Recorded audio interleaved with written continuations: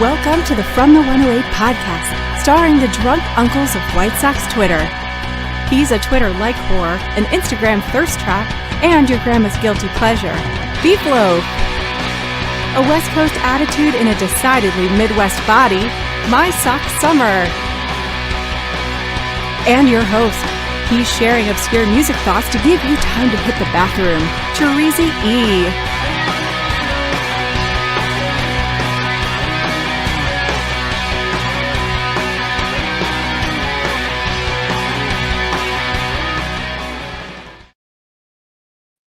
Thank you, Chorizy. Welcome to the From the 108 podcast. Get ready for some baseball, beer, and bullshit.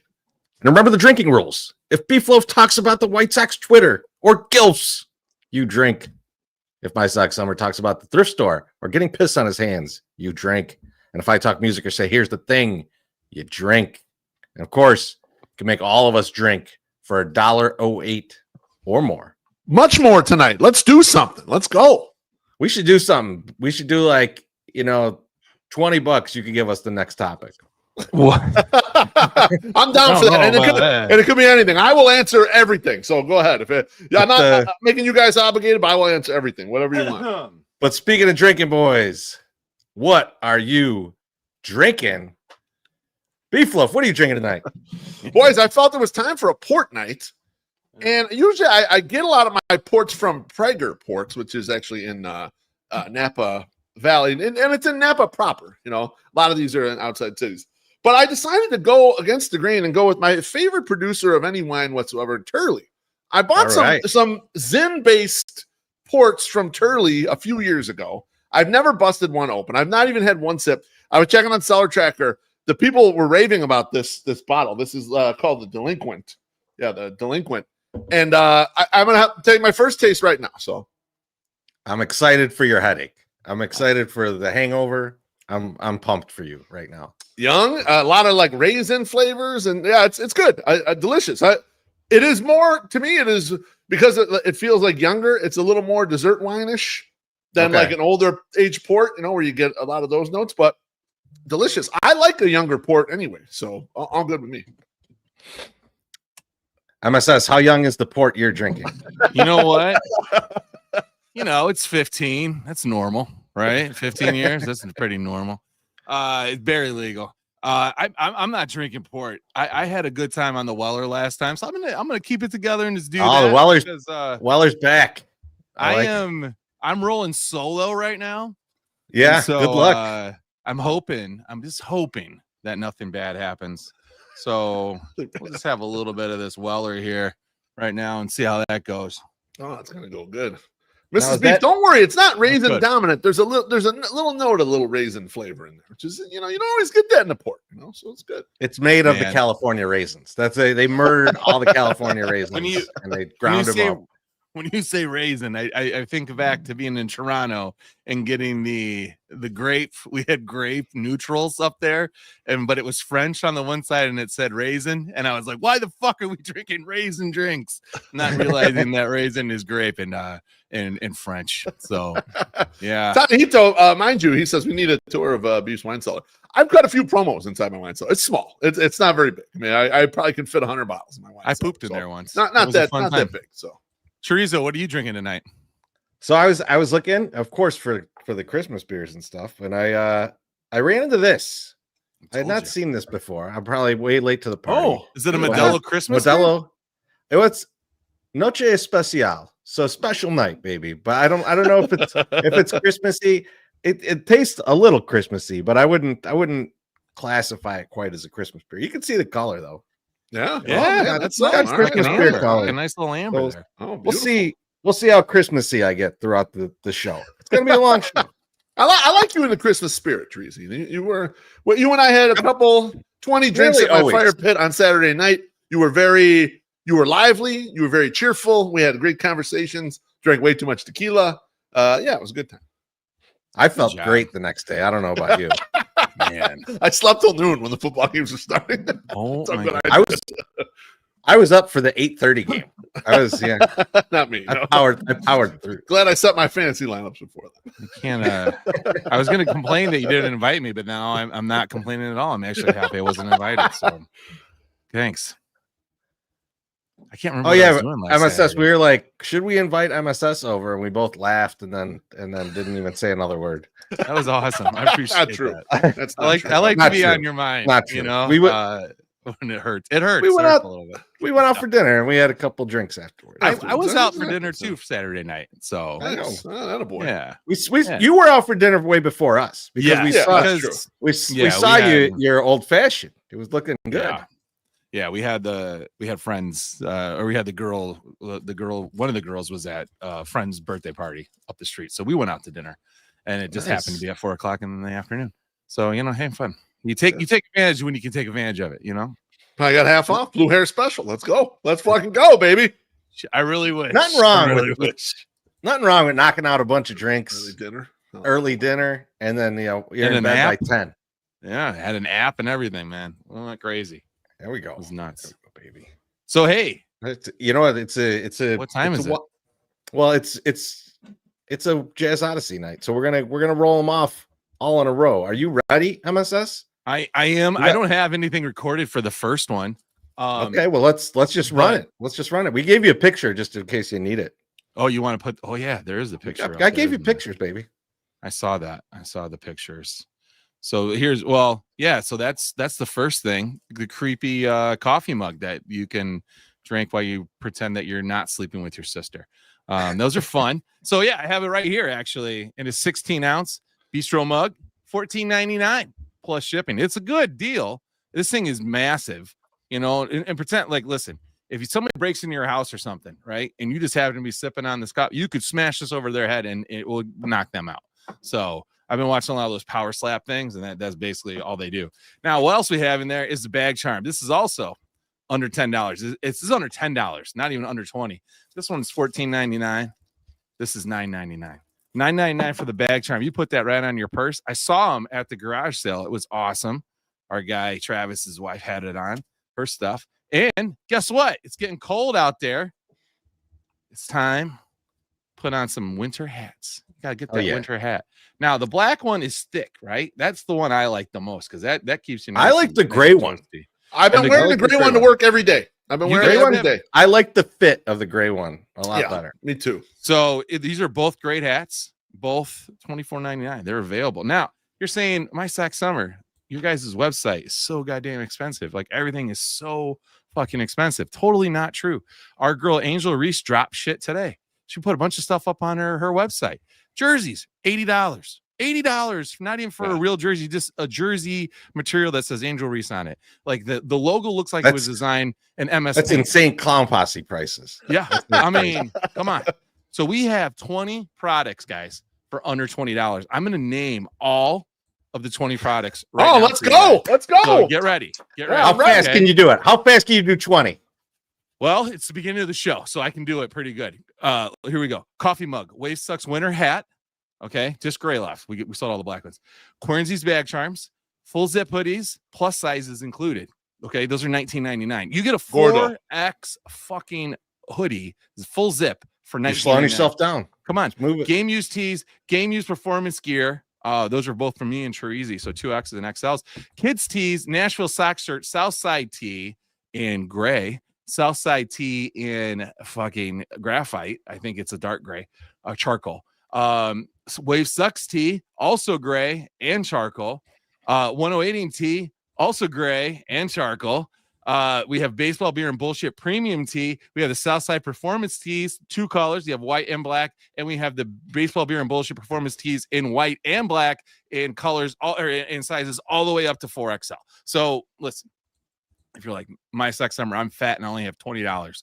Well, you're out of luck. But if you have $20 plus shipping and some tax and you're fat, I got a 4X shirt that will fit you. I'll throw a bunch of other shit in there. It's going to be a good old time. So that's what we got for merch.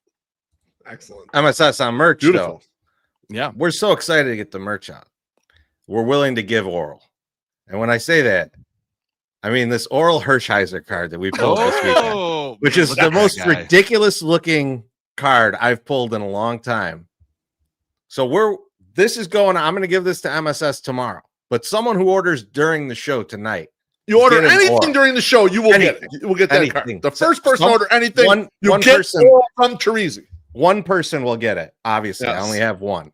but I will give this to MSS tomorrow. It'll go in a package. Fucking one of my kids is up already. All right, I'll be right back. I'll be right. Sounds back. good. Let's Let's play an ad. Let's do it.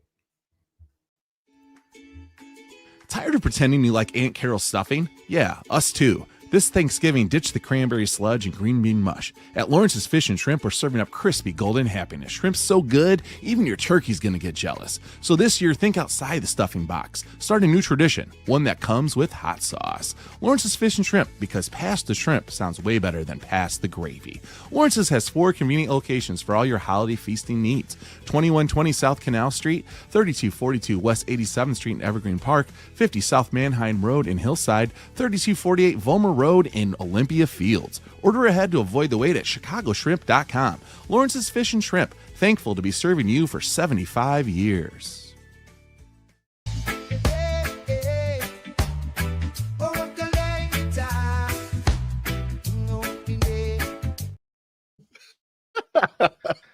Yes. Tanito says time to stuff Aunt Carol. That's right. Oh, That's what man. you remember out of that, Lawrence's. Go ahead, Tracy. During this holiday season, don't be a turkey. Drive a brand new Mazda from Mazda of Orland Park. Why wallow around in that old ride when you could glide into the holidays in a brand new Mazda? Their selection is amazing, a vehicle for everyone and every budget. Smooth handling, sleek design, and with deals this good, even your in-laws will be impressed. Whoa, baby. So this Thanksgiving, take it from me, M to the motherfucking SS. Skip the leftovers and upgrade to something fresh from our friends at Mazda of Orland Park. Have a safe and blessed holiday season from all of us at Mazda of Orland Park. Mazda of Orland Park, home of the Zoom Zoom Nation. 8910 West 159th Street, Orland Park. 708-444-3200. Zoom Zoom. All right, Beef. Why don't you tell us about what's going down January 31st? January 31st, we got a goddamn live show, Chorizy. It is at Reggie's Rock Club, 2105 South State Street. That's right in the South Loop. We performed there many times before. You've seen us in the upstairs room probably 3-4 times. If you're an OG 108 person, last year you saw us in the rock room, the big room. That's the big room with the seating. We'll be back. Yes, we'll be in that room, big old bar, upstairs section for you, a stage for us sound people, just the absolute best. You also saw that monstrous green room that we went down to, that we had a good laugh with Scott Merkin about last time we saw him out at the Timothy O'Toole's. Right now, the plan is doors at 7:30. The show starting in the 9 to 9:30 time range there. There will be guests with us. We're debating how many. Last year we had 3. We're debating doing more and shorter segments. We're not sure. We're not 100% sure where we're going to land with all that. I want 5. I've been talking 5-pack here. You have been talking 5-pack. We'll see if we get there before the show starts. That'll mean shorten up everyone's section. But it's a great time as usual. And those of you who are there in past years, there are media personalities to mingle with. They're going to be Sox personalities to mingle with, like always. Even if you're like, I'm lukewarm on the 108 live show, which is a banger anyway. So fuck y'all. We put on a great show. But even if you're lukewarm about that, there's going to be a lot of people to hang out with, mingle with, people you want to hang with, say something to, say what's up to. So going to be a great time. $20 right now. $20 for the show at Reggie's. So get there. It's 108.ing/show, Chorizy? Party. 108.ing/party. Jesus Christ. Easy to remember. Easy to remember for everyone but Beef. I knew food. I knew mug. SPF says, I want to be there earlier. It probably will open earlier than that. So it's probably likely going to be open, but we'll be tweeting that day. If you are there earlier, SPF, and since you know us, just message us and come into the actual venue. Yeah. Okay, just come in and hang out in that room with us, because we'll just be maybe sound checking or doing whatever the fuck. We'd rather have you in there having a beer with us than in the other bar. So come in. Plus, we want that credit. Absolutely. If you're going to buy beers, we need that credit towards our tab. So that would be nice to have you in there. All right. Did you read the other ones? Did you play the other ads? We're all done. We played them, baby. You set us up. Done. You set us up beautifully. Done. As you usually do. Might murder my daughter. So we'll see. I played some Wally too. Not this Wally.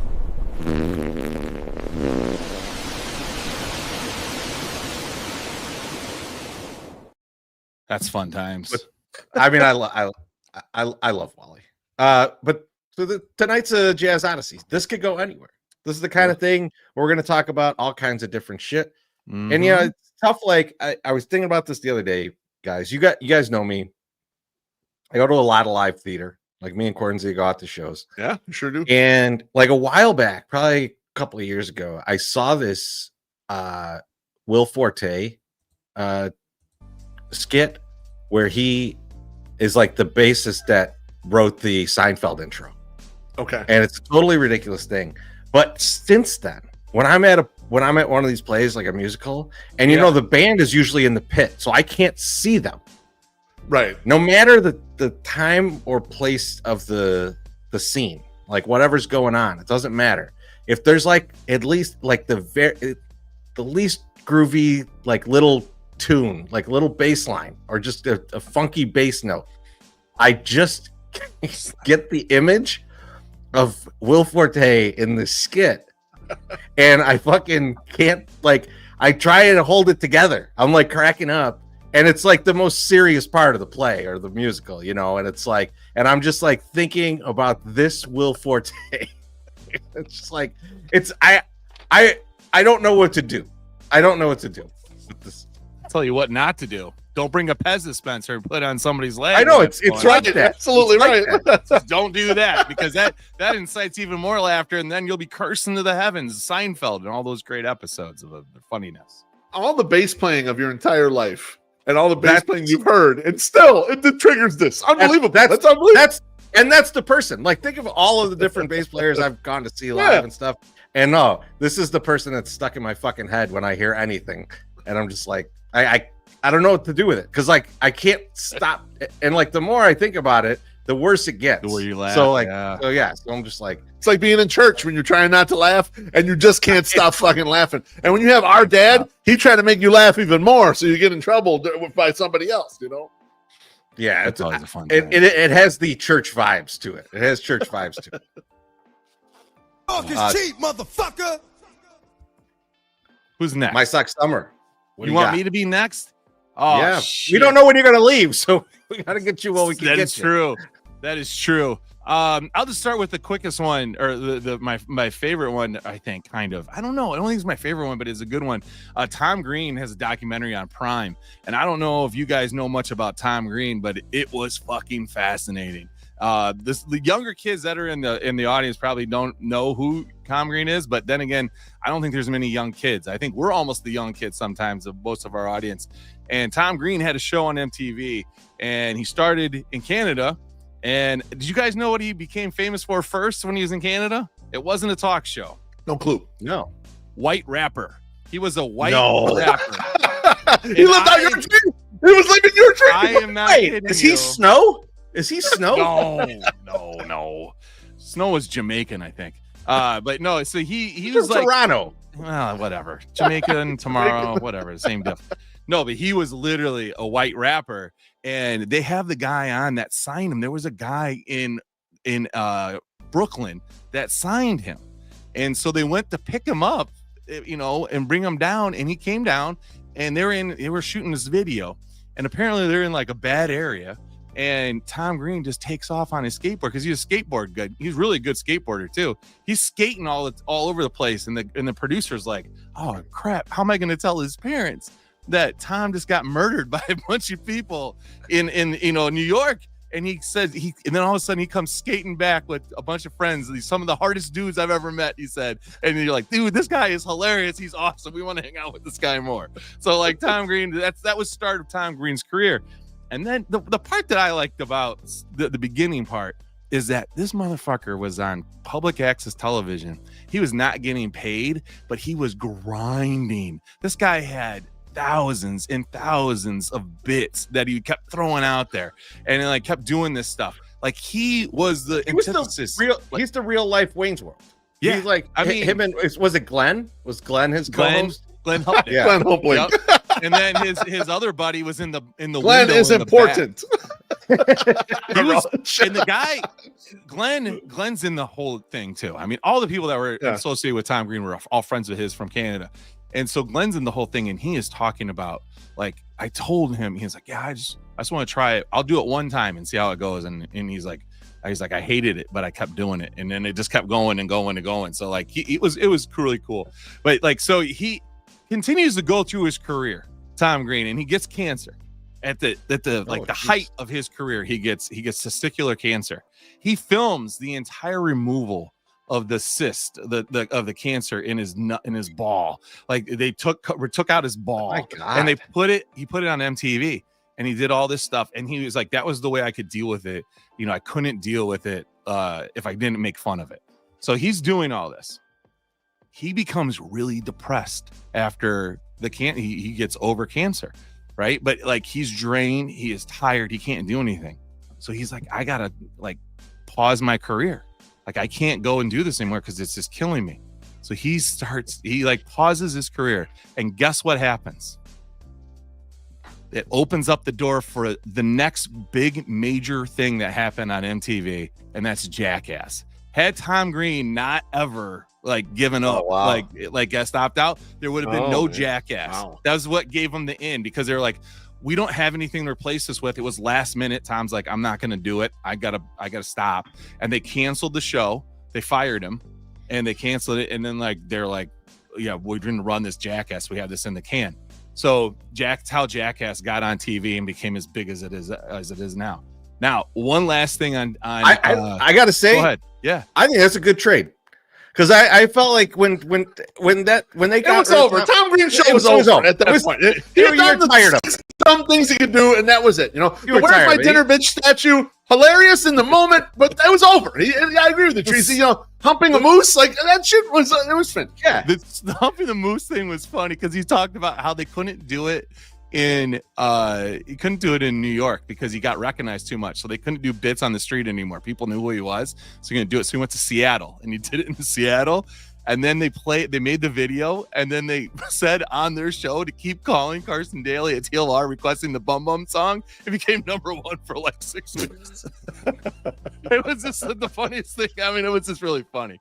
But so after he's done with all this stuff, and he's recovered from his cancer, and he's coming back, and he's ready to work again, he started this thing called Webovision, where he had live cameras in his house.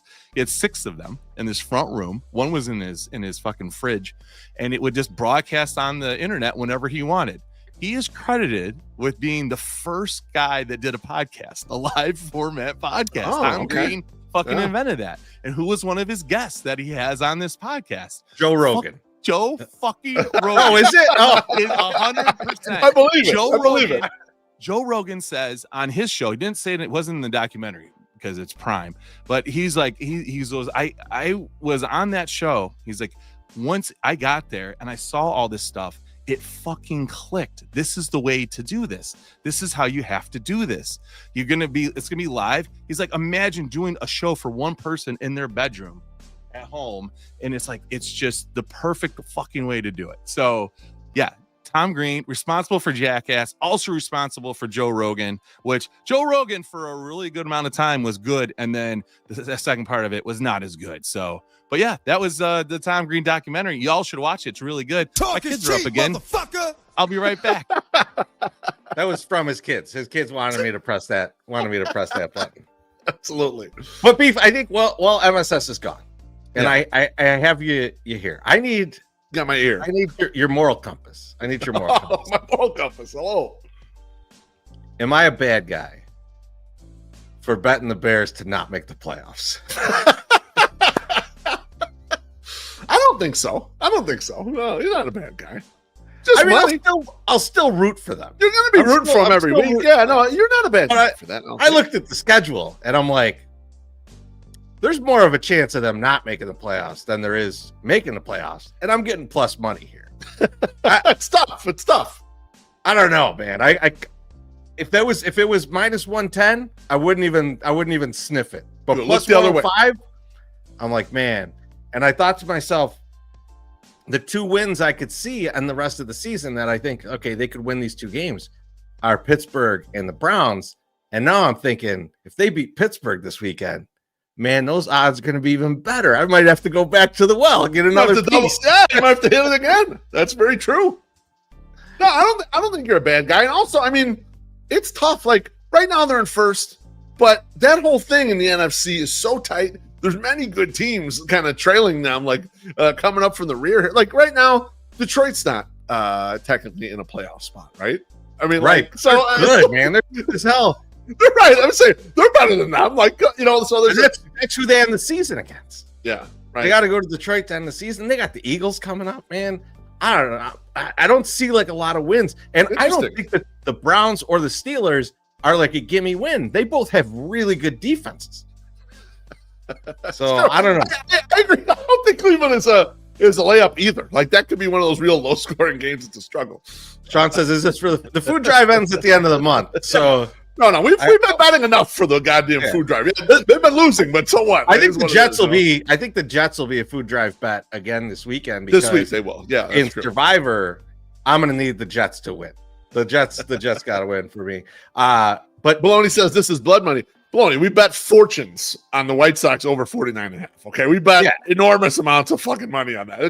We're just looking for good bets. Okay, we still looking for a good price. Always love the Bears. Looking for a good price. I'll be sitting next to Baloney rooting for the Bears against the Eagles. Right. But we both know how that game. We know how that game's probably going to end. All right, so might as well make a buck or two. They're going to push the tush right up your ass. That's where they're going with that shit. I love it. All right, Beef. What also? Talk is cheap, motherfucker. We'll get into a baseball one because I want to talk to you about this in more the philosophy around it than anything, because the Sox made a trade the other day, the 4-player trade. Steven Wilson and Yoendrys Gomez go over to the Rays. We get back Everson Pereira and Tanner Murray. Tanner Murray is a non-exciting piece of this, and I'm not really that concerned either way about that piece of it. Maybe you are, but the thing I want to talk about, no, I'm not, is we talk about him a little bit, but still. Pereira comes over, and what's interesting about him, he's post prospect type of guy. We've been collecting those, but he's out of options. Right, he's out of options. He's got to be here in Chicago if you're going to get used to him. You cannot send him to Charlotte at any point in the season. You got to send him home. He's center field-ish. Yeah, so right. He came up as a center fielder. A lot of places list him as a center fielder. But if you go back to a bunch of Yankees blogs and stuff, they're all kind of like, he's headed towards one of the corners. Yeah. Like that's where he ends up. But I'm looking at the Sox roster though, and I'm like, it might be easy for this guy to make the team. If he hits one goddamn home run real far in spring training, they might be like, all right, it's worth the risk. But what do you think about them bringing in a guy like this, where it's like you got to make the roster? What does that make you think about? Not only that, bringing that guy in, but their outlook on building the outfield in the offseason. I think they're realizing that this is hopefully one of their last chances to take these shots like this, sort of shot in the dark, long shot player. They did hedge their bets a little bit though, because I was reading up a little bit on him. I was reading on what Getz said about him. And the way Getz made it sound is, he mashes lefties, and he's got position flexibility in the outfield, can handle center field. So basically what they're telling you is, hey, this is this year's Austin Slater, but we have the upside of potentially keeping him and he can become a guy. Austin Slater last year, when you signed him, it was, he's going to play here for 4 months, and we're going to trade him to a contender. And that's 100% the plan. And that's exactly what happened. And you got a little something back for him, no big deal. This approach has a way higher upside, but also these are the types of guys that just don't make it. He's on organization 3, and he's failed in 2 good organizations, man. He at developing. The Yankees are good at developing. The Rays are good at developing. I remember I forget who the hell it was. I was going to dunk on them with a blog, and I never did it. It was in 2023 at the end of the season. The White Sox had gathered up all these like top 10 draft picks and like who were just waiver bait now and threw them on the team. It's like, this is a great strategy. And I was going to say, this is actually a horrible strategy, because if they've already had this pedigree and been through 4 teams, guess the 5th team's not going to develop them. That's probably not what's going to happen. And it's really a bad strategy when you think about it. Now, this strategy could work out. This might be okay, because sometimes guys get squeezed because of playing time primarily, and it's less about performance. This guy has hit the shit out of the ball in the minor leagues. He's had very small cups of coffee in the majors where he struck out way too much, Treasy. And so, like, I like them gambling in that. And I also here's why I like them gambling, Treasy. They've been gambling on all the guys, and Tanner Murray is another one where they're kind of like control the strike zone real well, don't have much fucking power. They're like kind of low upside gambles, right? It's like, well, if we turn this guy into a guy, here's a 1 and 1.5 win player. If you nail this guy will be worth 4 wins and hit 25 homers. Right. Like, that's the guy you want to nail, When I was reading through the guys in this trade, I wanted to talk about Everson more than I want to talk about Tanner, right? Like, because with Tanner, it's like kind of mid-ish floor, very low ceiling. Yeah, you know, like he's a guy. He's a guy. He could play second base, and like if someone gets hurt, he feels quad A to me, right? So I'm not excited about that. Pereira definitely is a guy that we might cut before the season starts, and we never hear from him again. True. It's very possible. It's very possible that like only a few innings of Major League Baseball are played by any of these four that are in this trade. Steven Wilson has the best chance of being on a Major League roster next year. Yoendrys Gomez even is like the kind of guy where it's like if they got enough pitching, he just becomes the odd man out, right? Like so. But Pereira, I was sending you guys some of his stats the other day because they're kind of wild for a center fielder. He had about 1,800 plate appearances, like 87 home runs in the minors. Yeah, 528 strikeouts. That's a lot of strikeouts in the minors. My guy. That's a lot of strikeouts, and that doesn't get better usually when you go to the pros. So I'm interested to see like what this looks like, and I think it could be Showman special. Let's go, baby. Let's see how the big boy for it could be one of these guys, man, that is like frustrating to watch most of the time, but then like every once in a while hits a monster shot, you know. So let's take the risk. Let's see. I like this a lot more than Derek Hill, to be honest. Oh yeah, no, and I think this is the Derek Hill replacement. Like they held him for White Sox are going to be doing a lot of this in the 40-man. Just hold on to a guy until they find a better garbage version of that guy to try to develop, and then they'll find a slightly better one, and we'll just keep ratcheting it up until we got a Major League roster ish. Talk is cheap, motherfucker. Beef, what do you got for me? Baby, and since it's just me and you right now, when we have no MSS, I think it's perfect time for this. I saw this posted on the internet. Apparently, some form of AI created the 20 greatest base players of all time. What I want to do with you, Trees, is I want to go from 20 all the way down to 1, and I want you to give me a yes or no, or however you want to do it, whether they're in or out, in your ranking of top 20 base players of all time. I'll read it for the audience. Number 20, Gene Simmons from Kiss. Nah, he's not in the top. He's not in the top 20. I could take 20 guys that aren't on this list and put them in front of Gene Simmons. Like it's not. In fact, I'm doing the. Yeah, don't do it yet. Let me read them all to you. Doug Pinnick's not in here. He not. Yeah, we'll get to that. We'll get to who's missing that you need to put in. Number 19, Mike Dirnt, Green Day. He's actually a very good punk bass player, but I will say no also on him because I think there's better punk bass players. Number 18, Tony Levin. Is that how you pronounce that? From I mean, holy fuck. Yeah. I mean, this guy's on there. Auto in. All right. Number 17, Chris Novoselic, Nirvana. Chris Novoselic, absolutely in. Wildly underrated as a bass player. Wow. Love to hear that. Number 16, Duff McKagan, Guns N' Roses. I don't think I could play a lot of Guns N' Roses bass lines, so no. Yeah. that's a bar right there. If Teresa can play a lot of your songs, probably not in the top 20 of all time. Number 15, Roger Waters, Pink Floyd. Yeah, Roger Waters is good. I'll put him in here. I think he's at the edge of it. He's at the edge. Okay. Of it, yeah.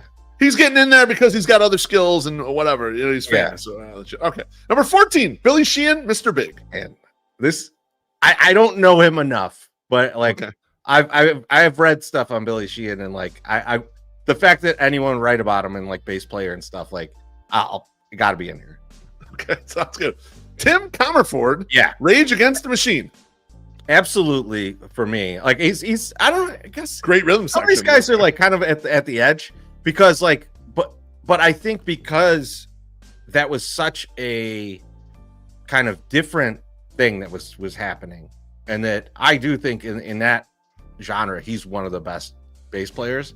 I think there's a guy that I'll mention.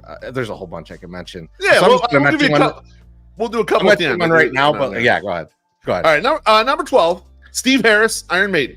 You could just go the next two that I'm definitely putting way higher than they're ranked. Number 11, Geezer Butler, one of your all-time favorites. Geezer Butler is my favorite bass player of all time. So yeah, he's obviously he would be one on my list, but yeah. Number 10, Jack Bruce, Cream. Yeah, fucking incredible. incredible. Yeah. Number 9, John Paul Jones, Led Zeppelin. I think I know where you're standing on this one too. Yeah, John Paul Jones is an incredible musician. And I think that like one of the things that people sleep on with John Paul Jones is like how much studio work he did before Zepp.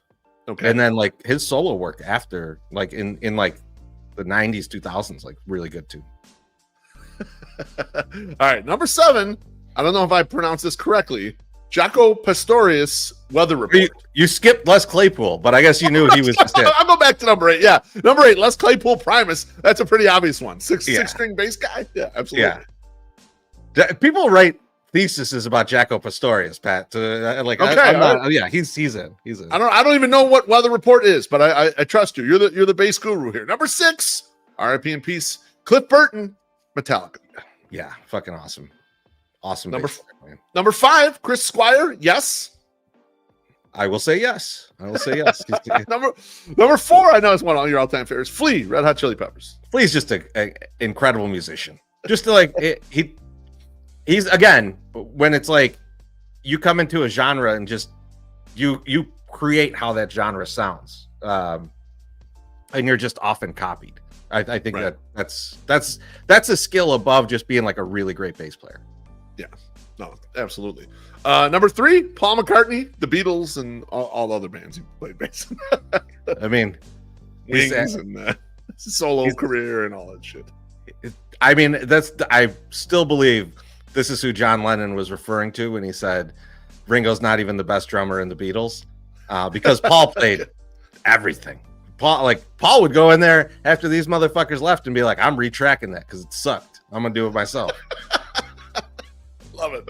Number 2, this guy has a big baseball collection. We saw it at the League Hall of Fame. Geddy Lee from Rush. I'll say that like Rush is not one of my favorite bands. Like I think people always like double take when I talk about that. It's more Geddy's vocals. It's more like the arrangements and stuff. But Geddy Lee is a fucking tremendous bass player. It's out of this world, some of these bass lines that he's played. So yes, he's definitely.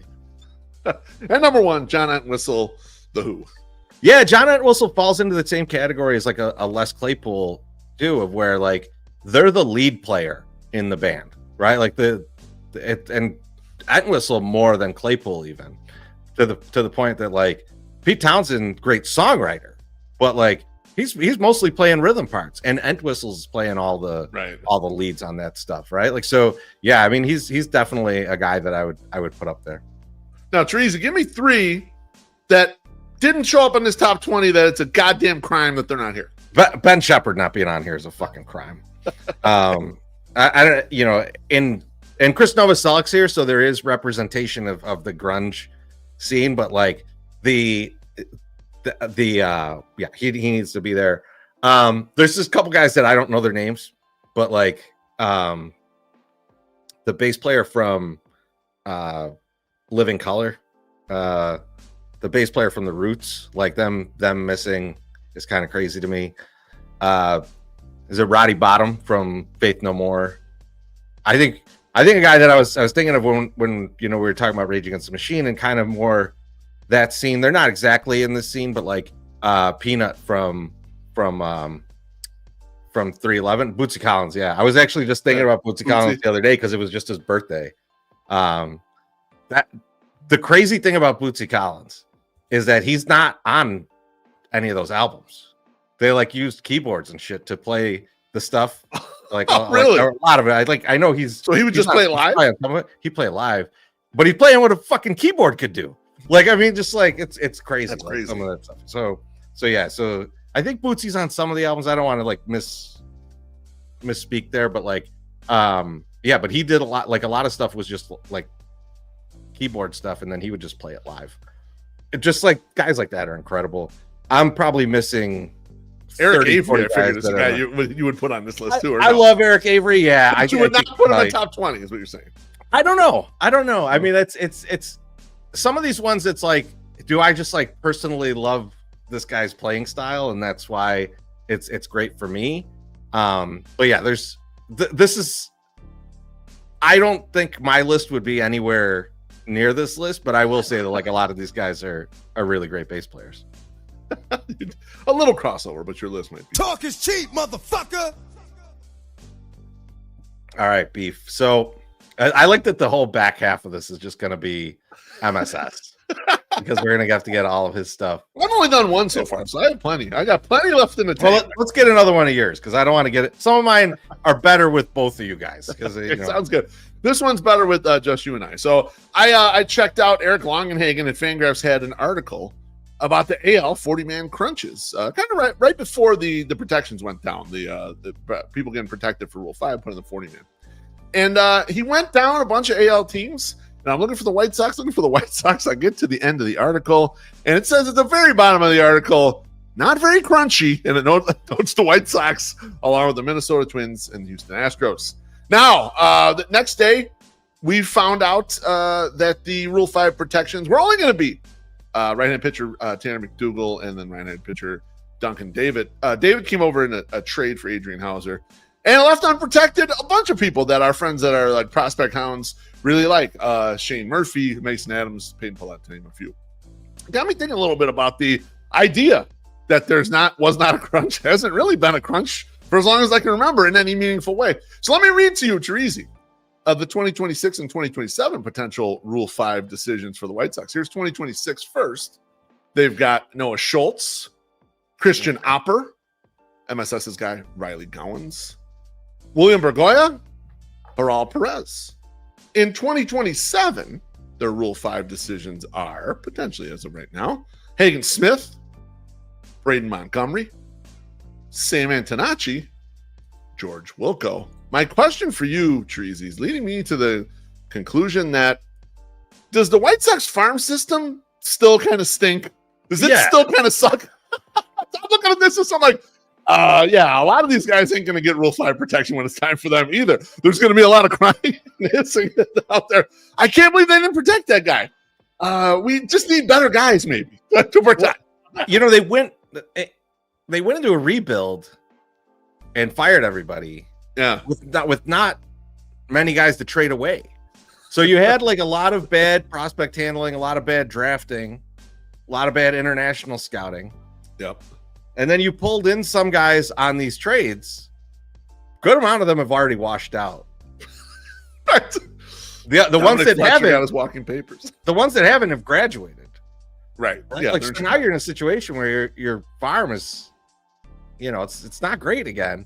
And when you look, you don't see it until you look around the league, right? Like you're looking at these different teams where, like, I saw a list of like, here were the toughest calls, and like these guys are like the number 15 prospect on good farm systems, number 19 prospect on a good farm system, and it's like the guys we're talking about are like low in a farm system that stinks. They're like. When we were looking at trades, Beef, if we were buyers, I wouldn't know what to do. Like, we would have been in a bad situation trying to buy. So, I think, it stinks. Good. Let's get to this drink right here. Gordo says, cheers for no MSS. Cheers, Gordo. He'll be here in a minute. Gordo. He'll be back. Beef, so let's take a look at those lists. And let's predict who people will lose their fucking minds about not being protected. And I think they're going to protect Schultz, right? Yeah, I'll reread the 2026. So I got it, baby. I got it in my mind. You got it, yeah. Oh, you got it. Okay. Opper's the guy in 2026 that I think for sure is going to be the thing. And they'll then protect him, though. 2027, it's too early to call. Yeah, if they don't protect George Wilco, people will go nuts. Regardless, they will, but good, the guy he'll be out there with 600 strikeouts in the season in 612 at bats, and they'll be like, oh my god, how are we not protecting this guy? But that's I think that's what you're going to see though, right? Like, no one's going to take a guy from the Sox this year. No, like the Sox will not lose anyone in the Rule 5 I don't draft. think so. I would be shocked. I'd be shocked. Cheap, when you see the dearth of guys, sorry, we're going on something else. You got something good, or you want me to get into something? I'll let you get into something. All right, let's do this one because I think MSS will just tell us that he's never seen these movies. Okay, sounds good. So, I recently saw this video. It had these like Pulp Fiction related theories that like people have. I'm going to throw 3 at you, and you tell me which one you like the best out of these 3. So the first one is, and I don't know if you ever heard Tarantino talk about this, but like his movie universe, you know, like a lot of these things connect, but he basically has a real world in that universe, and then some of the movies are actually movies in that universe. Okay. Like that people would go to see, right? So it's more over the top ridiculous stuff is movies that people would go see. But, you know, Pulp Fiction, a lot of people believe, is kind of the base of the universe. Yeah. So this first one delves into that. So Mia Wallace, she was in the pilot for Fox Force 5. Yeah. The theory is the pilot was rewritten into a grindhouse style movie called Kill Bill that she stars in. And it has like the femme fatale, like multiple femme fatale in it, you know? And so Pulp Fiction is the real world in Tarantino's universe, and Kill Bill is a movie in that universe. So that's the first one. That's one. Okay. The second one is the Bonnie situation happens the same day as the diamond heist in Reservoir Dogs.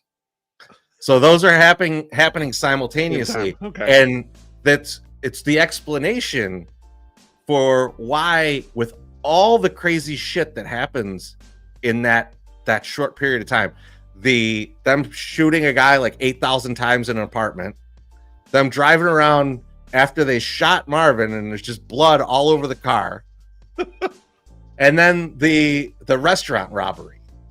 All of that shit happens at the same time as the heist, and that's why there's no police presence. They're all at the heist. They're all trying to take down the heist.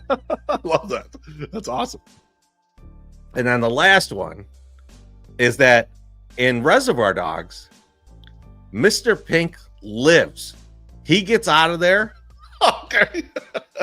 He's now on the run. He's laying low.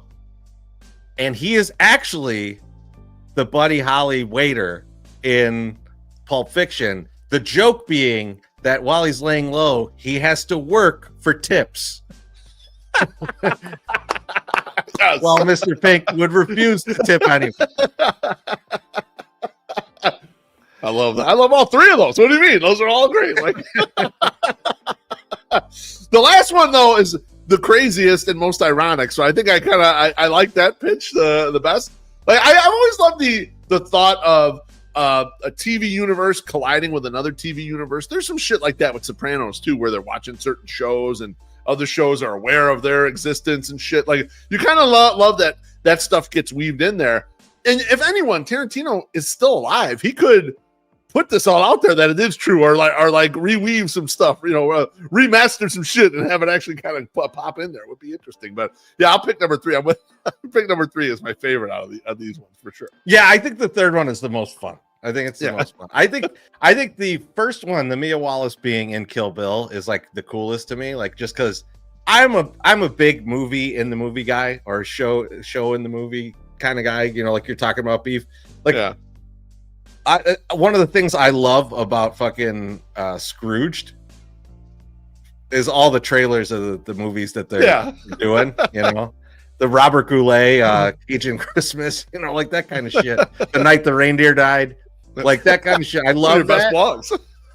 And so the Kill Bill being a movie in Pulp Fiction is awesome to me. The middle one, the Bonnie situation and Reservoir Dogs, it makes a lot of sense, but it's not like, it's cool in a sense, right? It's like, you know, like this is all going down in the same town and at the same time and all this shit. But it's like, it doesn't really change the way I watch the movie, right? Like right.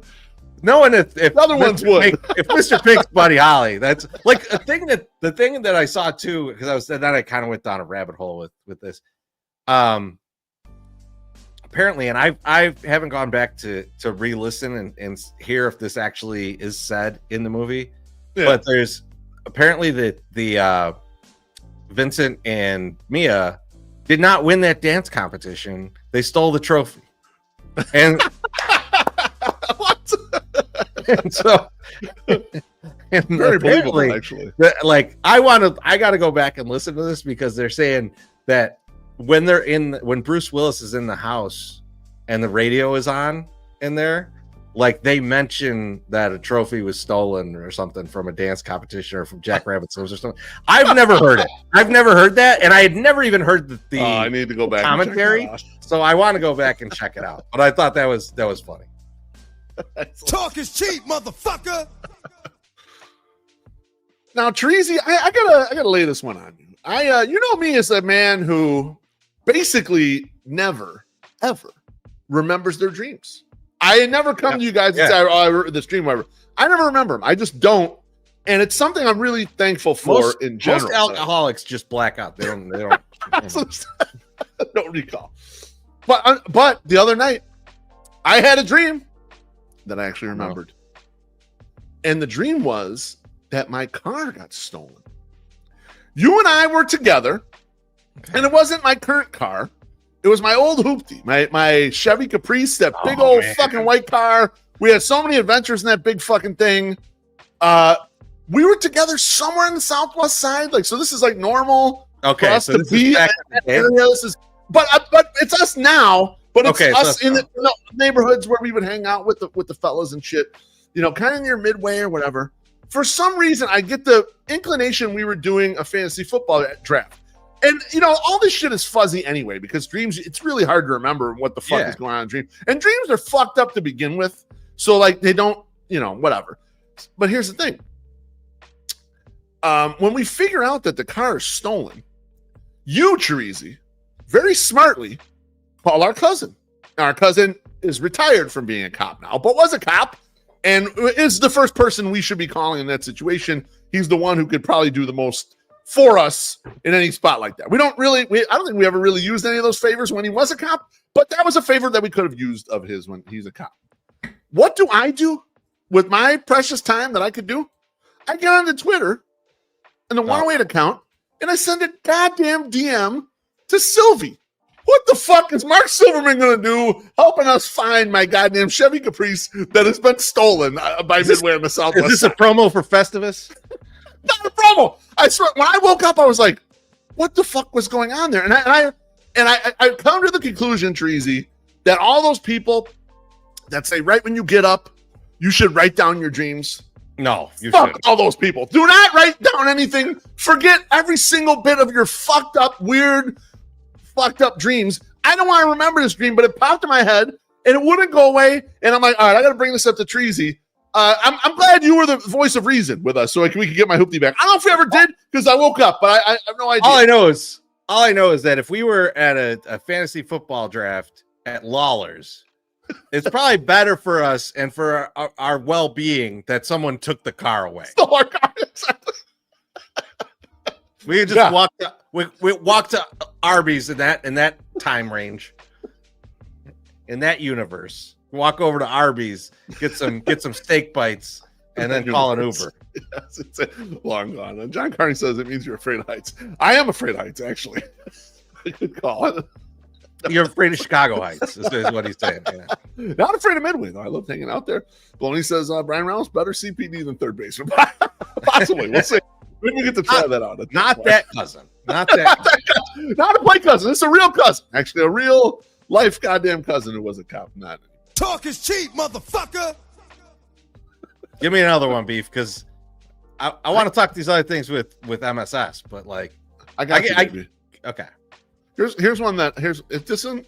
I just need this to be a little bit more about me right now. I apologize. Okay. I'm gonna talk to someone in our audience. I just got to talk directly to them. So, Slim Mick, can I talk directly to you right now? Oh no. I know you're listening. We had a real big laugh in the text thread about you dunking on MySoxSummer for a super fucking long car accident story. And right after that, you'll notice in the show, I decided to forego my fucking banter. I said, well, going a little long. I know Chorizo's got some stuff or whatever. And I kept my banter out of the front section. I didn't want it to go too long. Well, guess what? Saturday night, go out to dinner. Me, Chorizy, the wives, Bonita, we're in the car. We're driving home from the restaurant. I decide to spring what would have been my banter on them. I had them rolling, fucking laughing in the car. Cornsey was calling me a fucking idiot. They were yelling at me for doing stupid things and laughing how fucking stupid I was with what I could have done. And so I just want to let you know that because of MySoxSummer's super long fucking car accident story, you did not get to enjoy that. I apologize. Talk is cheap, motherfucker. All right, Beef. I know I would have liked to done this with MSS, but he's occupied. He's occupado. I read that the Greenberg article about Ishbia, where you and it, like, great article by John, but I think people read into a lot of different things in that, and I kind of felt like Ishbia was talking like every executive I've ever talked to, and not really saying anything, actually saying anything. I think the only thing I took away from that is that he's trying to position himself as kind of this man of the people, trying to keep the Sox in Chicago and goddamn it, give them a new stadium, right? Like, and I think there's part of it that I think he's going to put a lot of financing into that project, and I think that that'll be important to getting it done.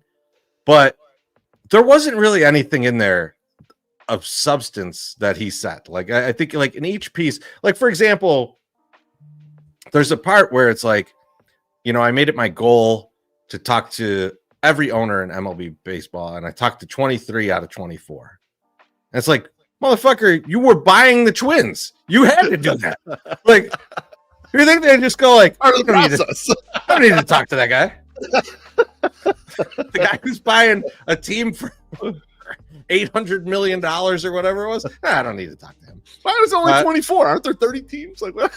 Yeah, I did. He said 23 to 24 owners. I think there's some turnover, I guess, or maybe, like, I don't know. But yeah, like that was also weird.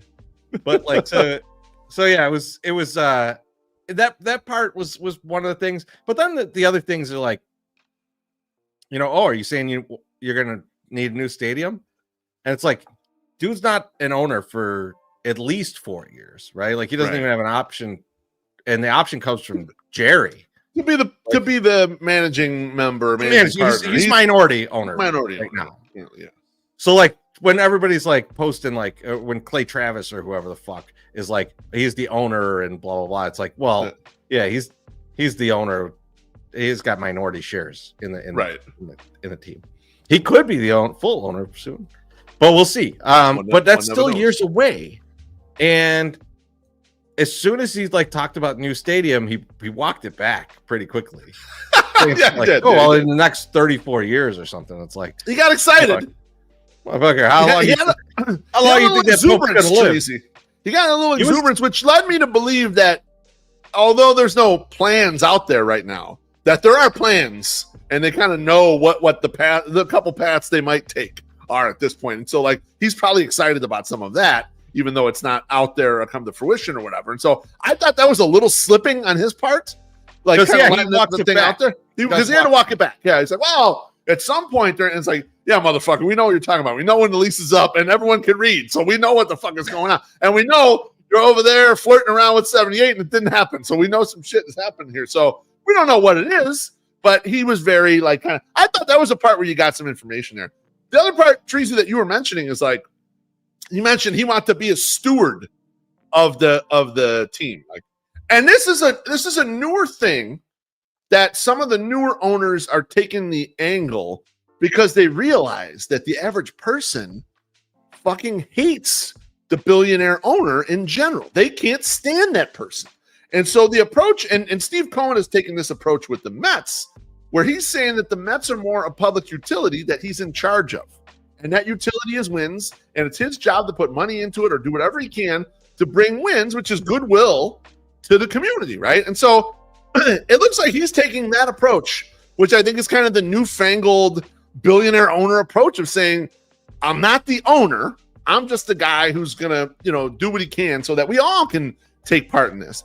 In a way, you want to like it, but you can never trust it until it's actually in action and happening in a way in which you would think someone who was a steward of something actually did. And so while it got me excited to see that, I thought, okay, if you're at least open to thinking like this, and not thinking of it so much as like, I'm just trying to maximize my capital here, that's a good thing. So I came away from the article feeling good in general about the 2 points, but I agree with you, Tracy. It's like, I don't think there was anything new. I didn't hear a lot in there. You know, I did like the idea of like, oh, we're going to stay in Chicago, but also saying like, I want to stay in Chicago. You know, he's still got the threat out there to like, we don't have to stay in Chicago. Right. Collins goes, why can't any of these motherfuckers ever spend their own money to build their own goddamn stadiums? I'll say a couple things here because I agree. The state shouldn't be financing, or nor should the city. But I think a couple things on this is like, one, most even billionaires aren't liquid enough to build the goddamn stadium. But I do think that he's going to take a different approach. I think he's going to finance it through a number of different people. Like it'll be privately financed, I'm sure. Like, because the state's not going to give money, no one's going to give money. But he knows a lot of people. He's in private equity. He's going to be able to raise the money to do it. Correct. But I think what he's going to angle for with the city and the state is tax breaks, and just make it as easy as on him for the entire time that he owns this team to do whatever he wants in that stadium, right? Like ease his tax burden around when he starts bringing concerts into that stadium, when he starts doing all this shit, when the stadium's actually full, you know, the amusement tax and things like that. Maybe he doesn't get hit as hard with those things. Like, that's the kind of thing that like I think he'll angle for by saying like, well, I'm not like the other owners that are asking for money. I'm just asking for a little help on the tax breaks. You'll never even notice, that kind of thing. I think that's where it's going to go. Let's You're right about that. Let's get this drink real quick. Jackie Truran says, who makes the call for a welfare check on MSS? He's fine. He's okay. He messaged us. He's okay. He'll be on here when he gets on here. So thank you, Jackie, though, for your concern about old MSS. He's fine. Cheers to you. And Baloney says, shout out to Joe Mansueto and 78. Yeah, that's how you got to do it. That's how you got to do it. But I'm sure that he's getting something on the back end. I was going to say, so here's the thing. There's two things here.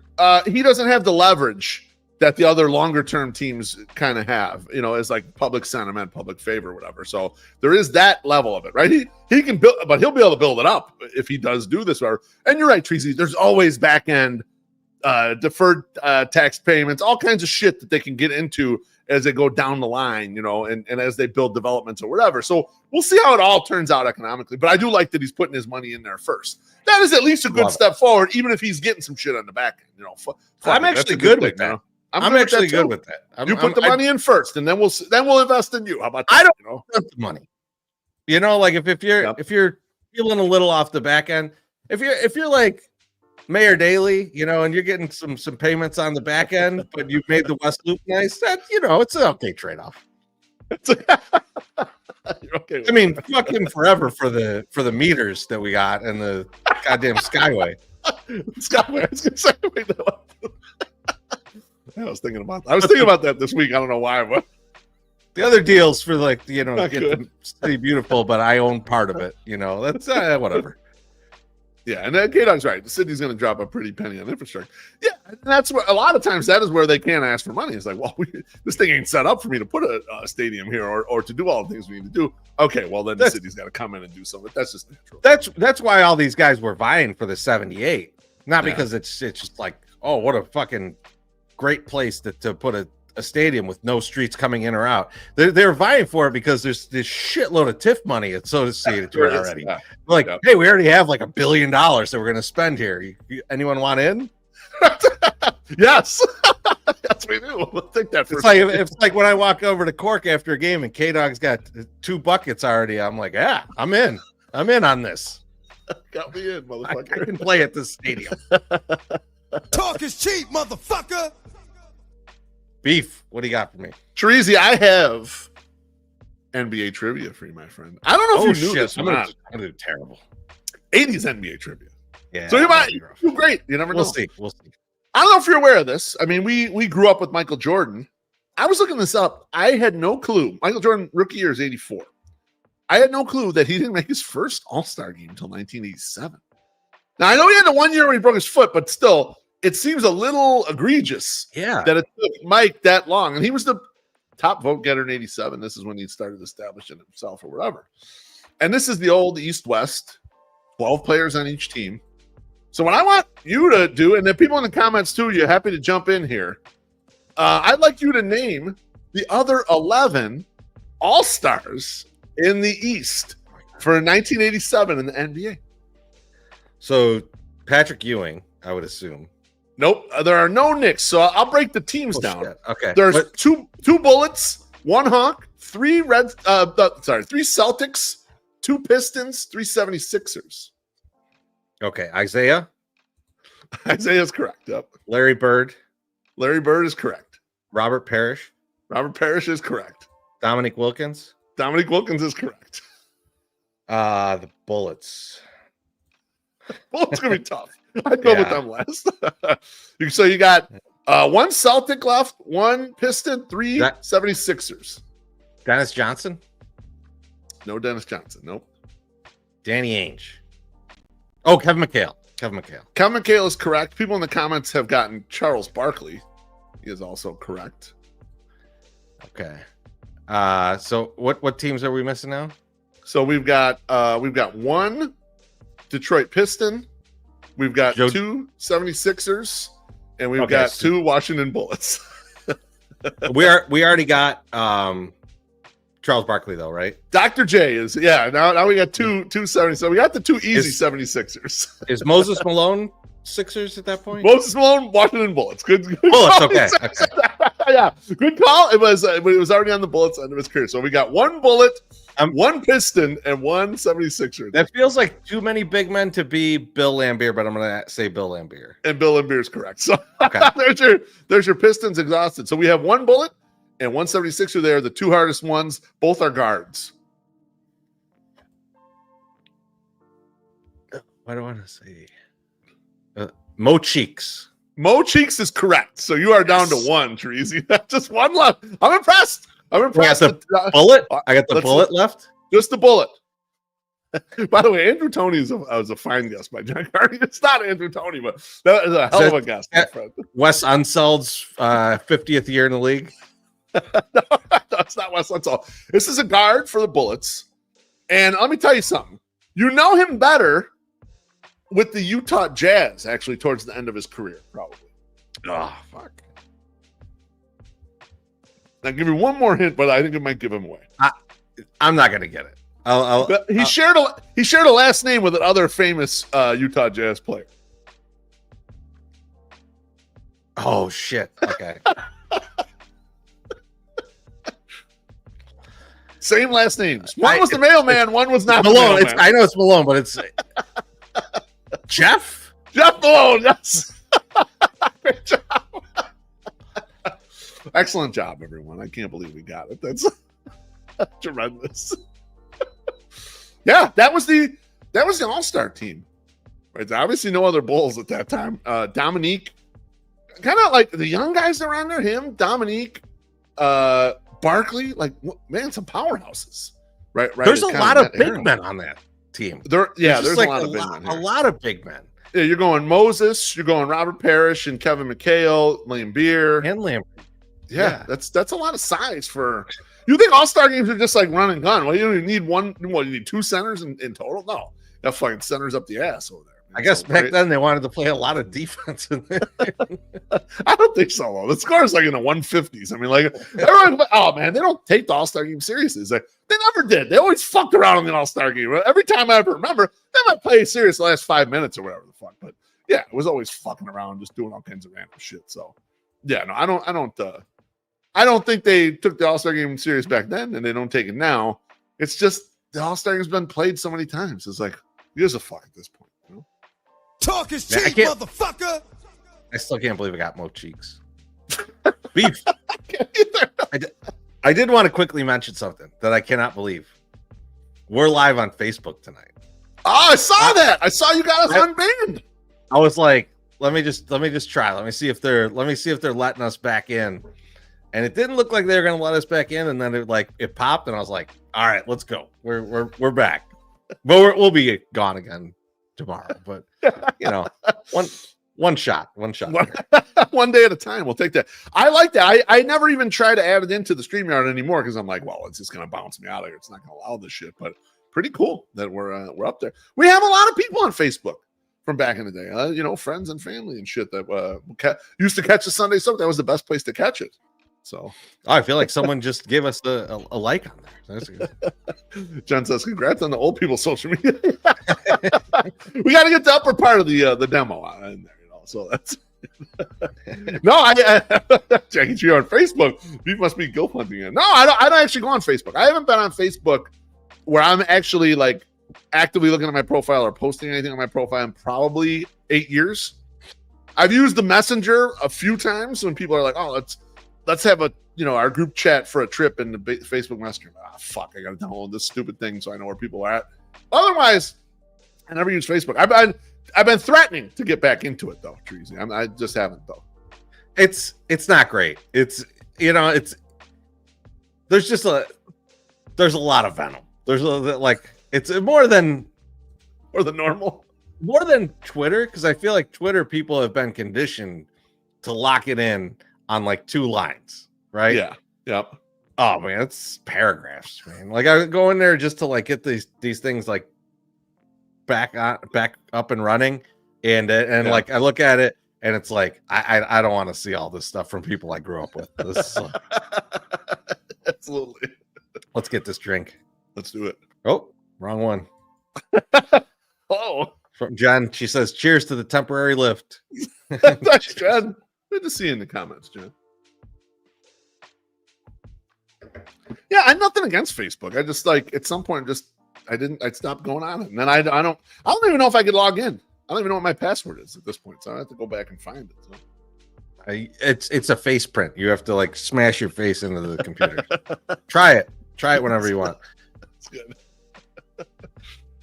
Oh man, Beef, what do you got for me? What do you got? Here's what I got for you, Chorizy, and it's about time we get to this because I had this as something to use previously. Never got to it. I saw this on Twitter. It is the Mount Rushmore of game show hosts. Okay. And in the image right now, what people can see on the screen, and if you're listening on the podcast, it's got Bob Barker, Pat Sajak, and Alex Trebek. And then it has one open spot on the Mount Rushmore of game show hosts. Chorizy, first, you agree with these 3. And then who might be the 4th person in the Mount Rushmore of game show hosts? These 3 are probably accurate, right? Like, I mean, Trebek, absolute awesome host. Trebek's goated. He is goated. There's no question. And Bob Barker's fucking legend, man. Fucking legend. Pat Sajak, little sexual salty with Barker, but it's Pat Sajak, they ended up saying it was consensual. I don't know. The beauties. Beauties were okay. They didn't. Okay. Sajak's a prick, but he's been on Wheel of Fortune forever. Yeah, I don't know. I think is he he's still a on local there? guy too. No, I think he just retired. From the wheel. Yeah. He was. Teresa, he was still on there. A lot of recently, A lot of these guys are pieces of shit, though. Like what you got, Chuck Woolery, right? Like, I'll be back in 2 and 2. Love the 2 and 2 thing. Yeah. Was that Love Connection? Love Connection. All-time ridiculous show. Yes. Like, what a fucking insane way to do a show where you're just like, all right, we're gonna send 2 people out on a date, and then we're gonna have them each talk about it, and to a fucking national TV audience. And I love it. It's like, could you imagine doing that? Could you imagine actually participating in that? No, I wouldn't want to be involved in any of this shit. I wouldn't want to be. I was watching, Love Is Blind. I would never want to be on one of them fucking shows, but they are entertaining. And the thing about Woolery too, Treasy, that era Woolery, the hair, he's real tan. If the chick was moderately hot, he's trying to hit right there. He's trying to get in with her, especially if the date didn't go well. Woolery's trying to get down James Brown with whoever the woman is on the show. In the comments, we got Mark Summers? That's doubled there, right? Did he have like a weird thing where he didn't want to? They had all that slime and shit. He was scared of it. He didn't want to touch it or something like that. He's kind of a strange guy. Regis, I thought about him. I thought about Regis because Who Wants to Be a Millionaire was huge when it came out, but it was a short window of being huge, though. That's the thing. What about Richard Dawson, though? That's someone else. What about Richard Dawson? Do we have Richard Dawson? Hell yeah. Taco Glader said you got to go with Richard Dawson. Yeah. Richard Dawson is Family Feud, right? Yeah. He would kiss all the women. Shit, the more you can't go up and give a kiss to every single woman on the thing. I saw an interview with him where he said like he was like, you know, this is too much. I'm gonna stop. And like the women on the show were like, why didn't you kiss me? What's wrong with me? And he's like, so I had to keep doing it. I actually just watched the thing. I was watching like the worst answers ever on game shows. Yeah. And Richard Dawson would just like stop in the middle, like they're doing like the, you know, like the end part where it's like there's a timed thing. Yeah. And he'd stop, he'd be like, stop the clock. And just like be like, what was that? You know, like yeah, that's a great era of that. Greg Miller says Louis Anderson, go fuck yourself. What did Louis Anderson host? What am I missing?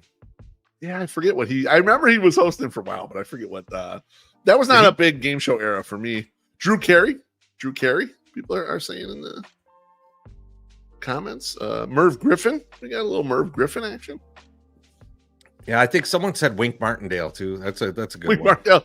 Yeah, I think that was HBIC had a little wink back here. Find that. Yeah, there it is. There's Wink or Mark. Yeah, on those guys. Does Steve Harvey end up there? Does Steve Harvey get there? Well, that's what I was wondering. I will occasionally watch Family Feud. Like at dinner, if I'm not got anything going on, we'll put Family Feud on. He's pretty funny. I mean, I think he's good at it. I think he does a good job there. This is a funny one from Jackie Treehorn. He says, Larry Zonka and Mike Adam. Oh, I do like that. I do like the American Gladiators, baby. There's only one spot available, though. How do you get them? You get them both in there or what? Larry Zonka's nose knocks out. There's two. That takes up 2 spots just by himself. Yeah, no question. Maloney says people love the Steve Harvey era of the feud. Yeah, I think it is pretty good. People are saying Chuck Barris. What's Chuck Barris? Oh, he's Gong Show. That's a little before my time. I don't remember that one. So yeah, I think like who did like the match? Was the match game or whatever? Match game. It's like that's Steve. Oh man, I'm blanking. Like yeah, those 70s era are before our time. You know who's? I don't know his name, and someone in the comments can help out. But the motherfucker that did Press Your Luck, that guy's got to be in the conversation because he did like 8 different shows. He did like 8 different shows. On a whammy. He was just kind of he was the utility player, so maybe he's not on the fucking. He's on the bench. Jackie Treehorn says stump the Schwab. What about Howie Mandel? Didn't he do he did that briefcase show. Yeah, I was gonna say that game was really popular for a while too. Although I don't know if that one like those ones like Who Wants to Be a Millionaire and that one didn't have the longevity, and so you don't put them in the same group there. You know, I'm not sure. John Carney says Gene Rayburn. Yeah, I mean I think it's like I think those 3 are locked. And I think what we're waiting on is a 4th goat to come along. I think what it is we don't have a 4th person to fill the Mount Rushmore of game show hosts. You got the 3 right here. This is the power trio. And who's going to be number 4? And I right. There's a huge bench, right? A huge bench. All the people we've mentioned, Bob Eubanks, you know, like the guys like that. So like there's a big bench, but like Joe Rogan, like, Fear Factor. I mean, yeah. Secret. Well, obviously now they're coming with some good ones here that I totally forgot about. Baloney, Chris Hardwick, and Jenny McCarthy. Yeah. But none of those jump to the level of like they have the longevity and they did like so much for game shows. Like I don't know. Chorizo, when you look at these 3, when you look at Trebek, Sajak, Bob Barker, who's the weakest of those 3 in your opinion? Sajak. You think it's it? I think it's Bob Barker actually.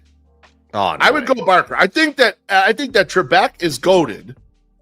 I think that Drew Carey's been doing Price is Right for a while, and he's kind of really good at it. Sajak has been the only Wheel of Fortune. basically, right? He's been the only Wheel of Yeah. Fortune guy. He's a little bit. He's a drunk too, right? There were some crazy stories about him and Vanna White just getting smashed like in between shows and stuff. Like I heard all kinds of crap. But that's what you got to look at. You got to look at whoever you think is the bottom one. Someone's got to get up basically to that level.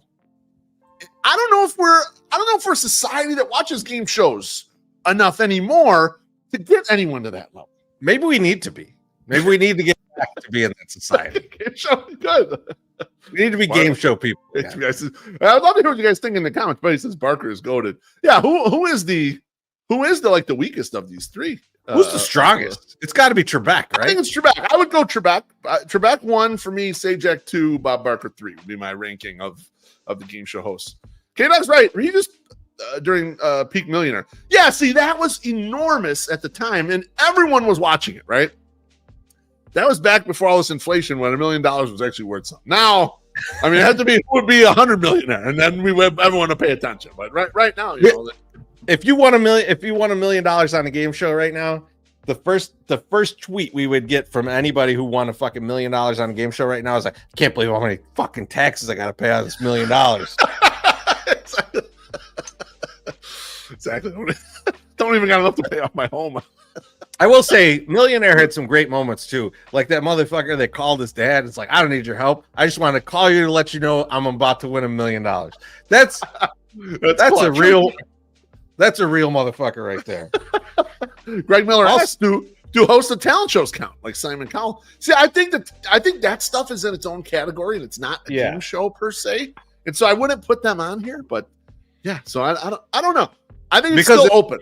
We're putting Lionel Richie up there, but he's got to be the bust of Lionel Richie that he hates from the blind woman.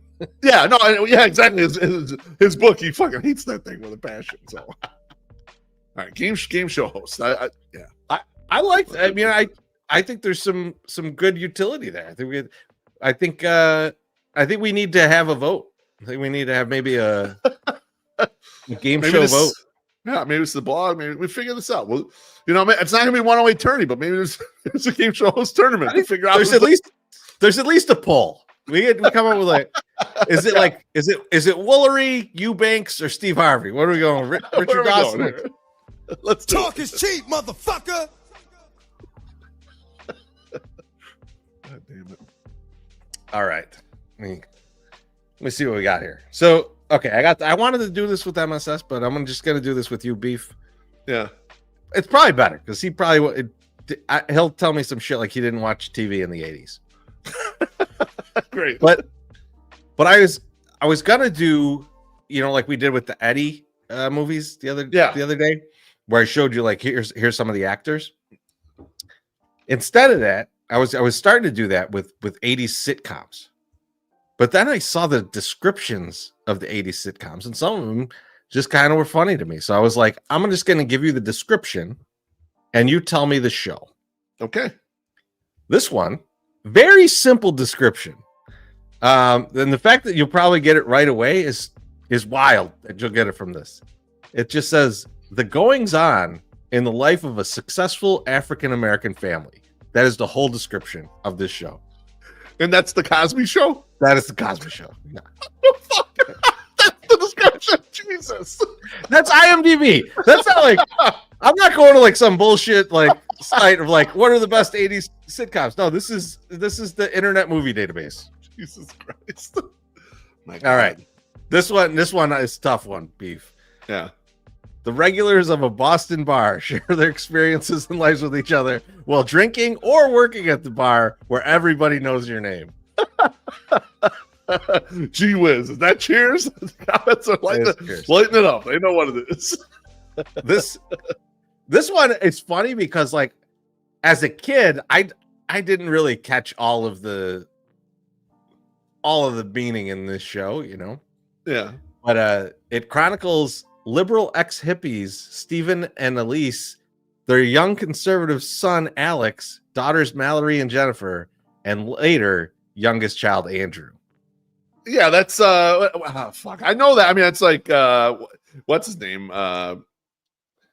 Is it Family Ties? Is that It is Family Ties. That is Family Ties. I know there's a lot of things named Family, but I was like, Family Ties. Yeah, yes, I remember that. I remember that he was Michael J. Fox was the young conservative guy because he'd have like the sport coat and the tie. Yeah, he always looked like a goof, like.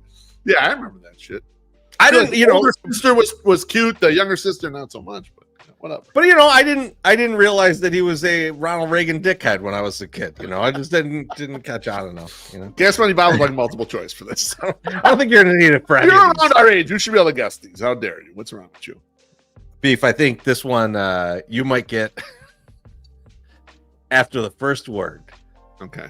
So 4 previously married women live together in Miami, sharing their various experiences together and enjoying themselves despite hard times. Did you like it when we did that live interview of John Sheriffin and the Sod father out in the little lawn right there? And first thing we got on the mic and the guy had the Golden Girl shirt on, and I said, "Who's the most fuckable Golden Girl?" On the mic. Downey loved that. Downey almost had a heart attack. It was hot out, but Downey immediately started sweating like Ted Stryker trying to land the plane. And one of the guys on the team came up to me after the show, telling me thank you for saying that. That's how we do. Trying to keep it fun, trying to keep it lively for all use. Another difficult one for you. One for you. Tony Maselli, a retired baseball player, becomes housekeeper of Angela Bauer, an advertising executive in New York. Together, they raised their kids, Samantha Maselli and Jonathan Bauer, with help from Mona Robinson, Angela's man-crazy mother. She was man-crazy, man. That's the original Gilf right there. Who's the boss? Oof. I mean, that was you were tuning into that shit. No, there's 100% chance of that. Of course, he said, got it with the first word. Yeah. That's the thing, though. Like, Mona, I mean, it was JT, you're feeling me there, right? Man, that was some good shit. So this one, I was reading and I was like, I didn't remember this guy's job. So it took me to the middle of the sentence to get what it was. But a widowed sportscaster raises his 3 daughters with assistance from his rock and roll brother-in-law and madcap best friend. Oh, yeah. This is fuck. I know this one. This is I can't remember the name of it.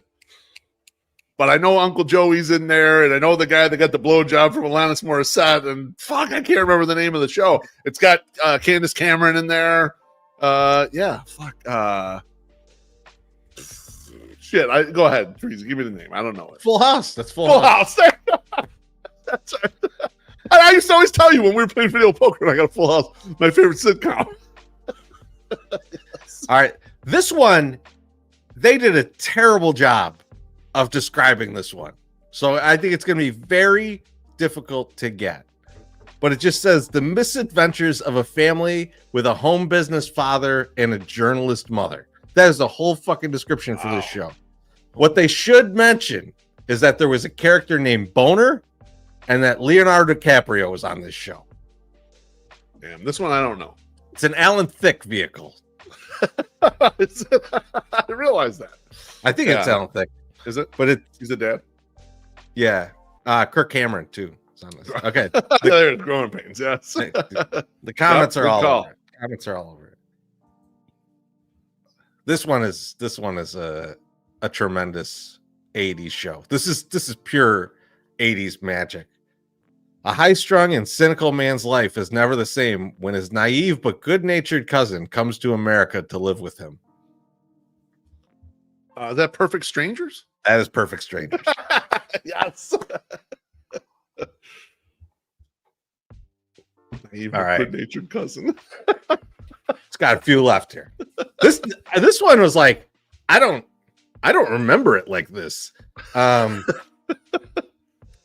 The misadventures of a suave Park Avenue millionaire, Philip Drummond, his teenage daughter Kimberly, and their housekeeper Edna Garrett, who adopted 2 pre-teenage sons of their late African American housekeeper from Harlem. Do you remember him being a suave Park Avenue millionaire?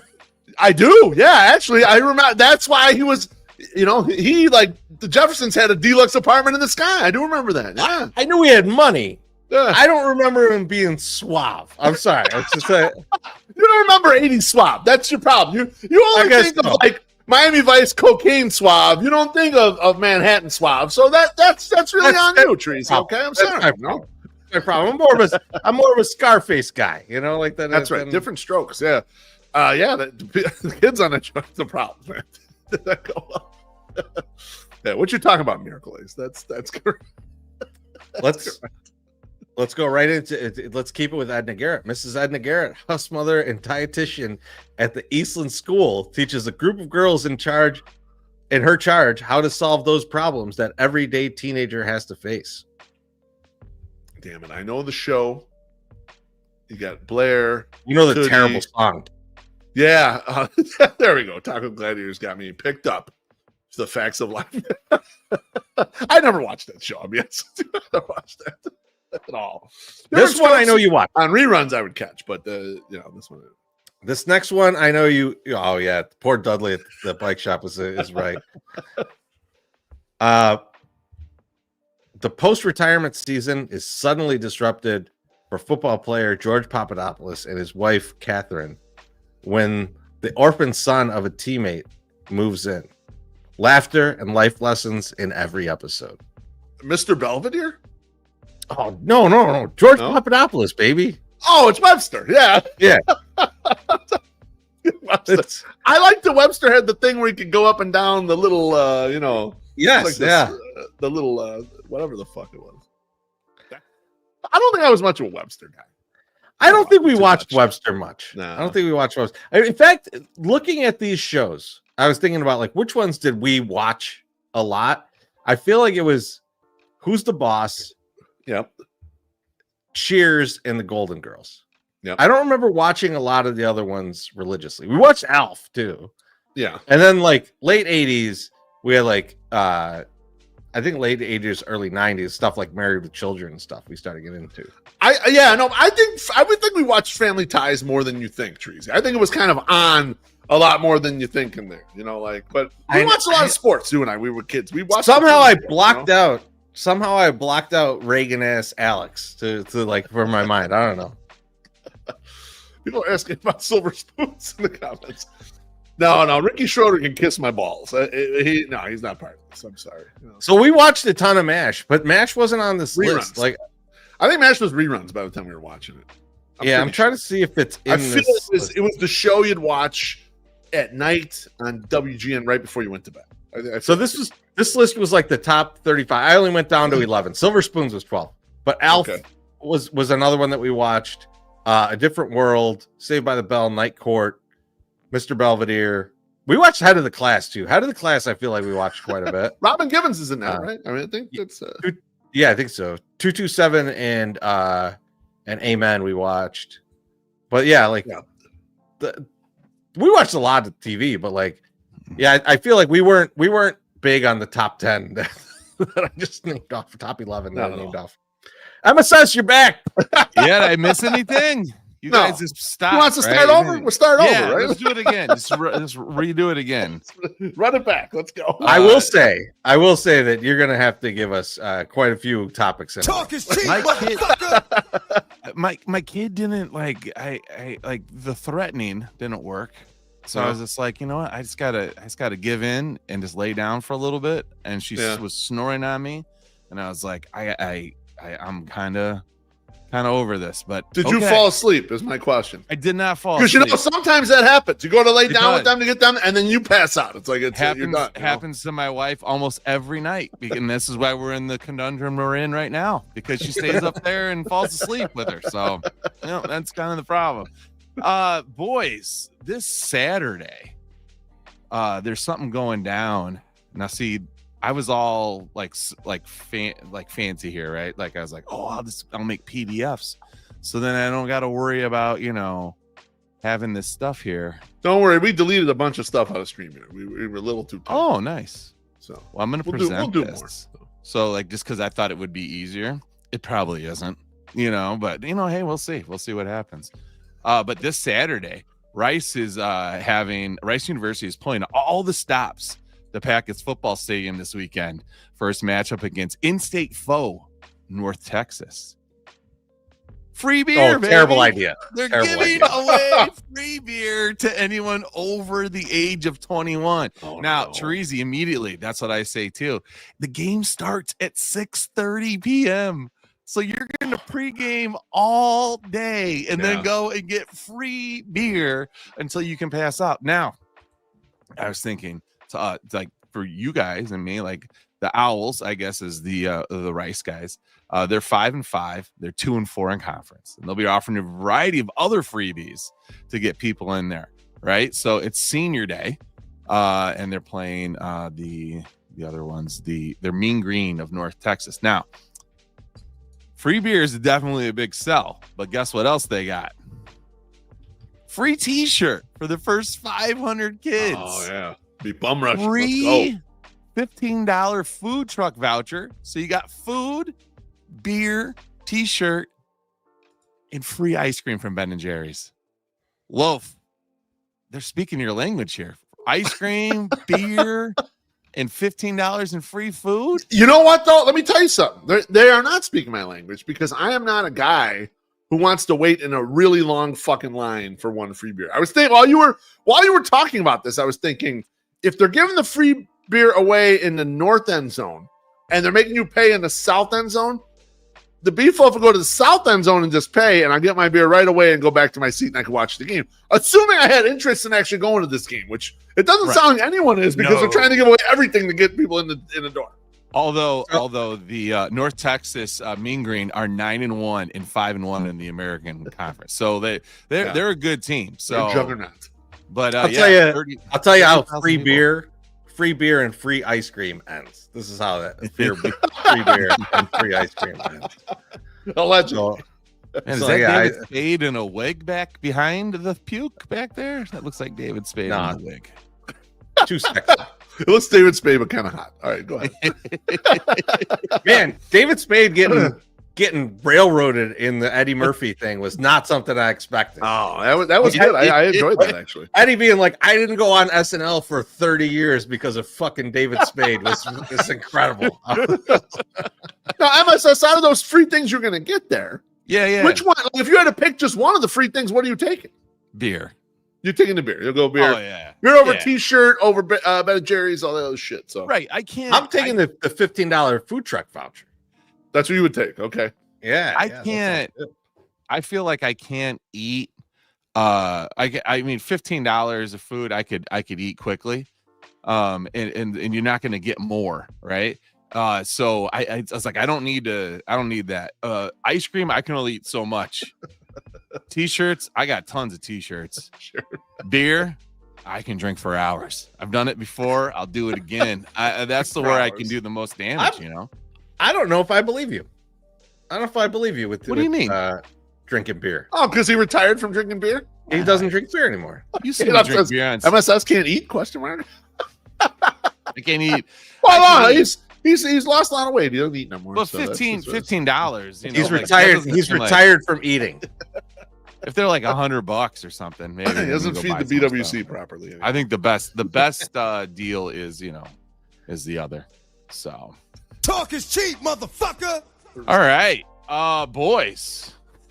I'll just go right into the next one. Yes, please do. Okay. Most Super Bowl wins with 8. Most Super Bowl wins as a head coach, 6. Most Super Bowl appearances, 12. Most Super Bowl appearances as a head coach, 9. Most playoff wins as a head coach, 31. Most playoff appearances as a head coach, 19. Most divisional championships as a head coach, 17. Most adult cheerleading competitions attended by a guy who has absolutely no hand in the relationship as the alpha, 1. I'm talking about Bill fucking Belichick, okay? Over the weekend, Billy was photographed in an adult cheerleading fucking competition. Oh my god. Okay? He's on the left. He's grumpy as hell. His girlfriend looks like a transvestite on the right. I don't know. It's the camera, I'm sure. She's probably very beautiful. Now, here's Bill, and then here's the man. He's looking happy. who's I mean, there's some really good outfits going on here. Chorizo, I think I need to see you in a velvet coat with silver fucking like appliques on it. I can't believe we haven't seen it yet. And then Look, the other it's on now. Here. I would look fucking tremendous in that. You would look tremendous. I might look like a bass player in a mariachi band, but that's fine. So Bill Belichick was here. His girlfriend Jordan is on the Code Black, 3-time world champion co-ed adult cheerleading squad. Incredible. I didn't know that this even existed. And here's some of them. There's the kids that are supposed to be cheerleaders in the front. The adults are in the back. The guy to Jordan's left. Oh my God! Yeah, looks like he could be a 108er. I mean, I don't know the one on her right. Oh yeah, you put enough makeup on the King Nam, and he looked just like that. Oh my God, it is just insanity. I had no idea this was still happening. Guys, my question is, I mean, Bill Belichick, we've already asked if he's like tarnishing his relationship when he's doing yoga with his young girlfriend at the beach or dressing up like the fucking fish stick guy and catching his girlfriend as a mermaid. Is he totally ruining like the old guy with a lot of money that just is like, shut up and look pretty and to stand next to me like mold? Like, is this just shattering? Is Bill Belichick losing everything because of the way he's acting? Chorizy, you first. No. Despite the fact that picture made him look like he is in the worst bout with constipation of all time. Not that one. No. The first one that you showed me. That one. That's how you look when you got to drink a gallon of Gatorade to take a shit. That's the look on one's face. Wonderful. When they're in that dehydrated situation. But dehydrated. He's out here living his best life, man. He's doing exactly what he wants. He's back here coaching. He's got the hot girlfriend that he likes. You know, he's into this. Allegedly. I will tell you what, though. Don't look like he's into it. I mean, in that exact moment, who would be? But he's fine. But I'll tell you this: if he turns UNC around, he's like an all-timer because like they suck so bad right now in his first year. Like if he turns that program around, yeah, it's like he's back. Like holy shit, he's a genius again. Mm-hmm. So I think I'd like to revisit this next year, around the same time, and make a call on it. I think Bill Belichick's just fine. Loaf counterpoint. Yeah, he looks like a weak, pathetic bitch. I'm going to be honest with you. Like, everything is going wrong for this man. And, like, it's not even, look, you can get to the point where you're old guy with money. And, like, 5 or 6 years ago, and we might have had a friend personally involved in this, when Robert Kraft got busted at the Rub and Tuck, and his wife had passed away a couple years before, and people were very sympathetic. Right. Like, okay, guy lost his wife. You know, all the shit. Let him get a fucking hand job and pay for no big deal. He left with his dignity out of that, right? Even though it's like kind of a scandal or whatever. Most men looked at him and said, "Yeah, that's fine, whatever. It's not the best, but okay, you're okay."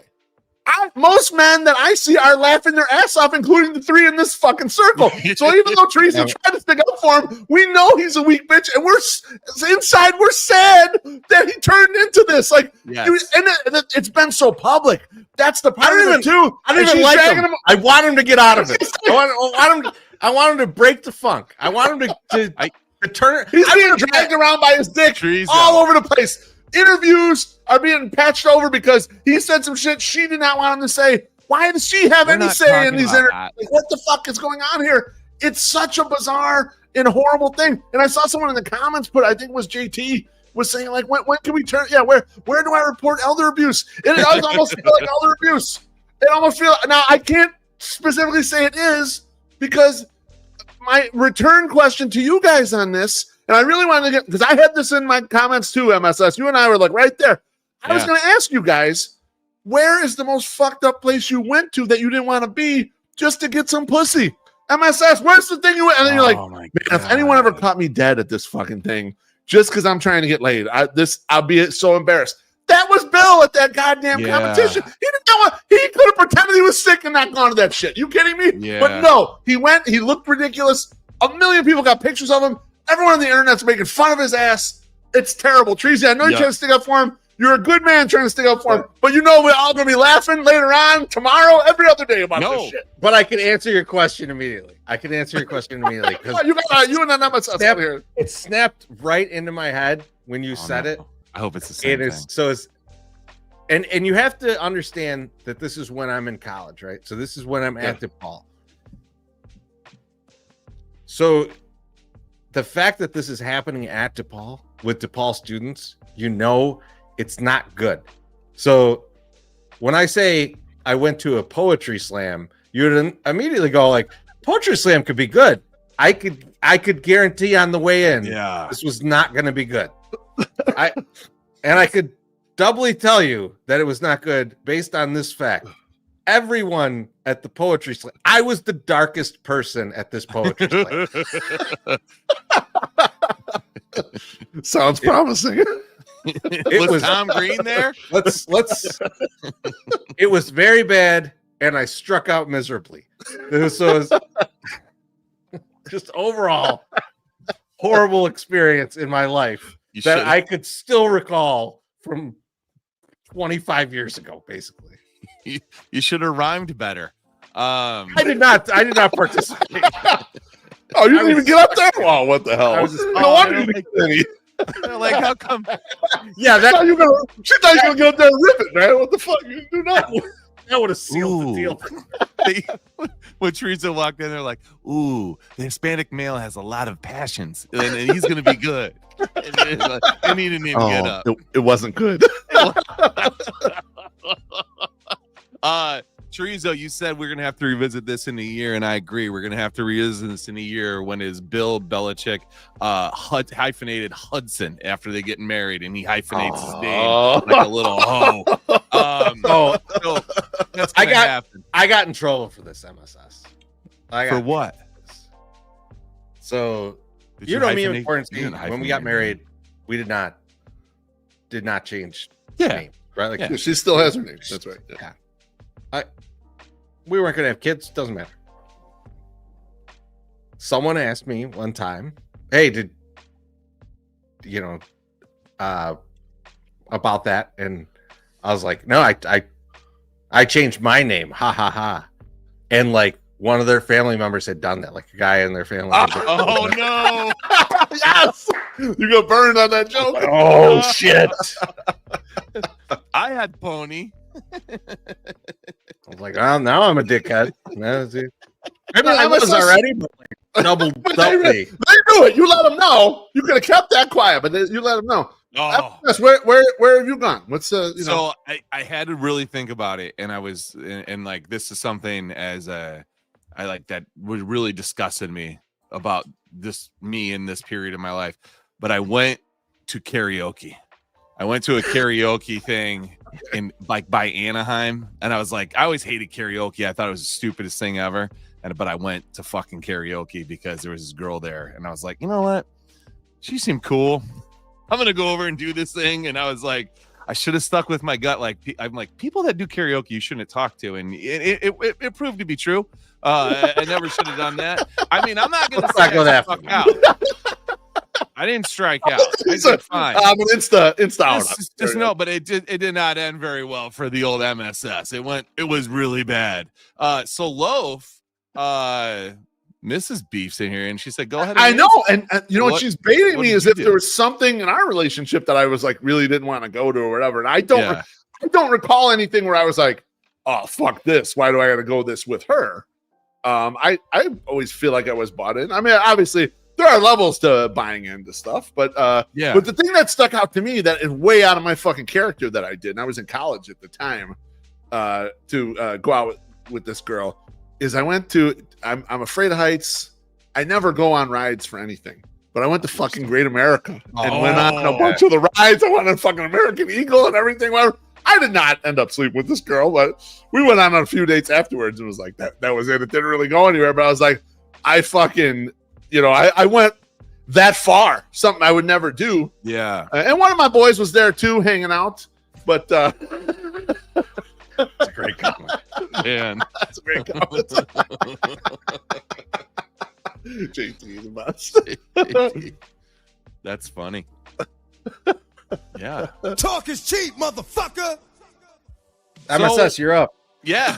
After this weekend, I took over the Azul, and I gave some stats about last Saturday.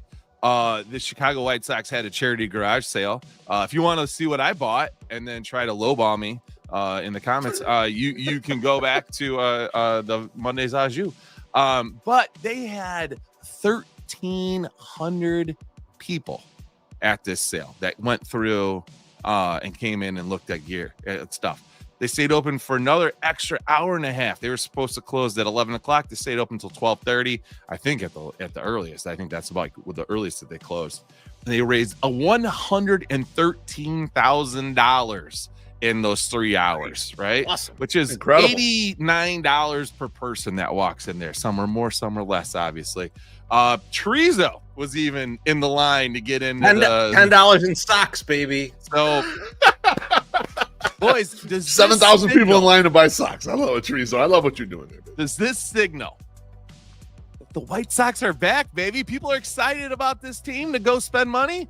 Or was it because the weather was so nice and it just happened to be a good weekend to get out and go hang out in a parking lot? BeefLoaf, you're first. I think it is a signal of the White Sox coming back. Okay. But there are levels of coming back because I think it's a signal of the diehards putting down the pitchforks and all the things that were giving them problems before that they were upset with and saying, okay, I'm going to give this another try. I like some of these young guys. I watched them in the second half. They played pretty good. These guys hustle when they're out there. They look like they know what they're doing, man. They're hitting the cutoff, man. They're trying. Okay. And Chris Getz, I didn't want him to be hired, but it's looking better. I'm jumping back in. They look kind of fun. I think that group is kind of starting to buy back in. And you can even see it during the season. People that we would talk to at the start of the year who are like, fuck these guys, the Sox burned me, blah, blah, blah. When we got to July, we're like, hey, that guy doesn't look too bad. Oh, yeah. Look, Colson Montgomery doing it. All right. And they're coming back to the ballpark again. So I think that the layer kind of above us, because we're sicko maniacs who are always going. Right. Yes. The layer above us are starting to come back. So I would say yes for that group. Chorizo, as a person that was there, that probably is that your first garage sale you've ever attended? First garage sale. It was It took me moving 3 blocks away from the stadium to go to the garage. What do you think? Your thoughts? I will say that the people that I saw there, like I saw a lot of people that I recognized, right? Mm-hmm. Maybe I don't know them personally. We didn't talk or anything, but like I saw people. I was like, I see these people at the stadium. I think that the base is rejuvenated, but I don't think it is spread past that. I don't think that I don't think in general people are just like, I don't think there's any newcomers to the Sox. No. Right. But the people who have been going to the games for a long time, have invested a lot in the Sox, are going to come out to something like this. They want some Sox gear again. They're like, it's been 5 years since I bought some Sox gear. I'm gonna I bulked up. I need new fit. They were out. And I think it was nice to see, because the year before was so treacherous, right? Like, I mean, like, even, we could talk about stuff like this. Our after party last year, we were like, man, this is not as many tickets as we thought we'd sell. Right. we didn't quite get where we wanted to be. And this year, I think it's going to be fucking way better. I think it's going to be even more packed in there. It's going to be fucking crazy, because I think a lot of people are going to go to Sox Fest. I think people are more excited about Sox Fest than they were a year before. So I think, like, year over year, that last year, like the year before, was so fucked up. Yeah. That I think, like, it was like being in one of those places where there's not sunlight for like a year. Yes. And then you finally get sunlight and you're like, I'm going to be outside all goddamn day long. All the this time. is the Ritz cracker. Yes. Correct. So I was talking with one of the Sox Charities people that I'm friends with, and she was like, we haven't seen a line or numbers like this since pre-pandemic. So, I mean, even when the Sox were decent, they weren't having in-person sales, though, when the Sox made the playoffs. So they were doing a lot of online stuff. But it was cool. I was excited by it, and then I was also a little dismayed that the Sox seemingly turned a corner this season, right? Like you see the vision better. It's getting better. You got the Pope coming. Well, there's through. Some promise, right? There's promise. Yes. If you think about it, like a few things add up, right? Like you're like, okay, we got new GM, new staff in there. They fired a bunch of people that you didn't feel like were performing. You got Kyle Teal, you got Colson Montgomery. Like you're feeling good about that kind of stuff. Good vibes.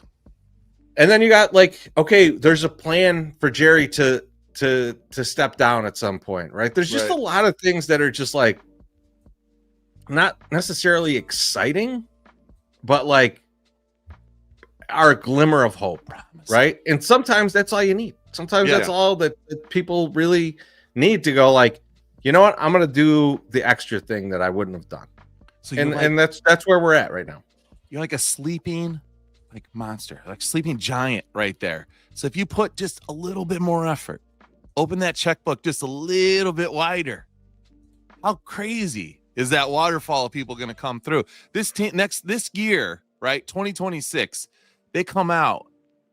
They're like in the hunt for a wild card spot or winning the division, which I don't know what's going to happen because I don't know who's pitching for this team yet. But if they get close, you know how insane it will be at the end of the year? I mean, it's going to be like a lot of things hit last year, Loaf. Like, and if they hit a couple more bets, they're on a hot table. And they're just going to go. They're going to go. And it's like you can just see it. And you're just like, God, just do it. Just do these things. Just do those couple things to make it a little bit better.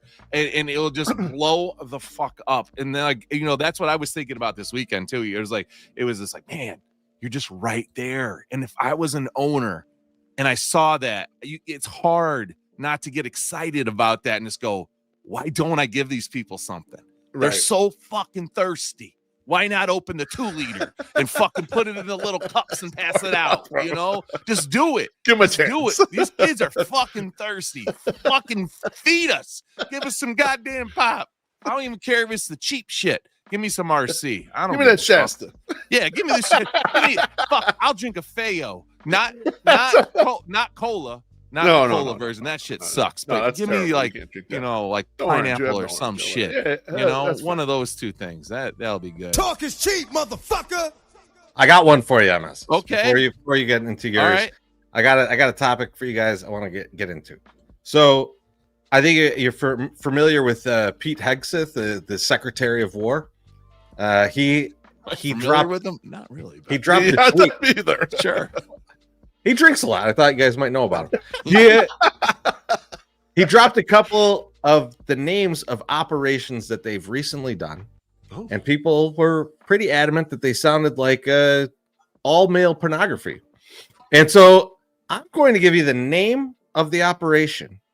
And you're going to tell me what type of movie it is and who stars in it. It does not have to be adult film. You could make it anything. So first up is Operation Midnight Hammer. Okay, all right. Beef, where you at with Operation Midnight Hammer? What kind of movie is it? Who's starring in it? It's like Johnny Keys or one of those guys, one of the old school guys is in. I mean, it's the Midnight Hammer on this thing. MSS, what do you think, bro? Oh, you're saying adult film. I think we're going adult film. Yeah, I mean, how can we not? It could be Lex Steele, but Lex Steele's a little younger. I was hoping one of the old fellas, but Lex Steele could work too. What do you think, MSS? You might want to save that one. Yeah, it could. You know what though, Loaf? Here's the deal. It could either be straight or it could be gay, but it's definitely black. It's ethnic, as they call it, ethnic porn. So yeah, and definitely, it's a big brother taking down some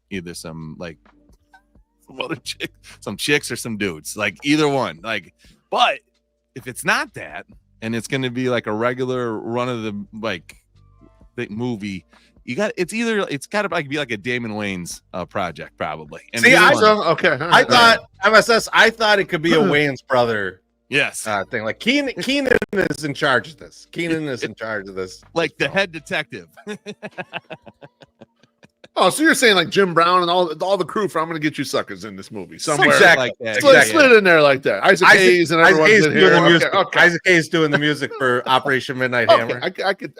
Can Johnny Keys still be in it, even if it's not a porno? I want to sneak him in there. Probably. This is one of the fellas in the thing. Like let's do it. Or it's a bunch of black actors uncomfortable with the times that Quentin Tarantino is telling them to say the N-word 19 times in a scene. Well, that might be the next. Everyone has their shoes on. So save that one, MSS, because Operation Southern Spear is up next. Oh. So MSS, where do you see Operation Southern Spear going? I'm feeling white trash. Yeah. A lot of white trash. Yep. Kid Rock is the star in this one, baby. Like Black Snake Moan, you remember that one? Yeah. I got some Black Snake Moan vibes going here. I need a Christina Ricci type character, Ricci type character that is very trashy, but also very attractive to the MSS. Like she's like, oh, she's so trashy she'd even fuck me. So I need that type of a white person in there, but then like she's like, yes, 100%. MSS on this one. He's got this one. Speaking my language, Gage, bring her back. She was awesome. Oh god. Like I mean, you're going, like you're going south. Do we need like sweaty Matthew McConaughey somewhere in the movie or no? Well, here's is it like a Jamie Presley, Matthew McConaughey? Yeah, so that's what I'm wondering, right? Maybe Gage is involved in like a forbidden love, and Matthew McConaughey is the stepdad that's mad about it. But then he gets killed by like Tay Diggs or something with a big ass spear, and it's right through his heart. That's Southern Spear. That's white trash with the black guy. Matthew McConaughey's the crazy stepfather. He gets killed. Baloney says Operation Southern Spear is a long way to Joe Dirt's sequel. Dear Tank. It sounds kind of cool, actually. What about you? All right.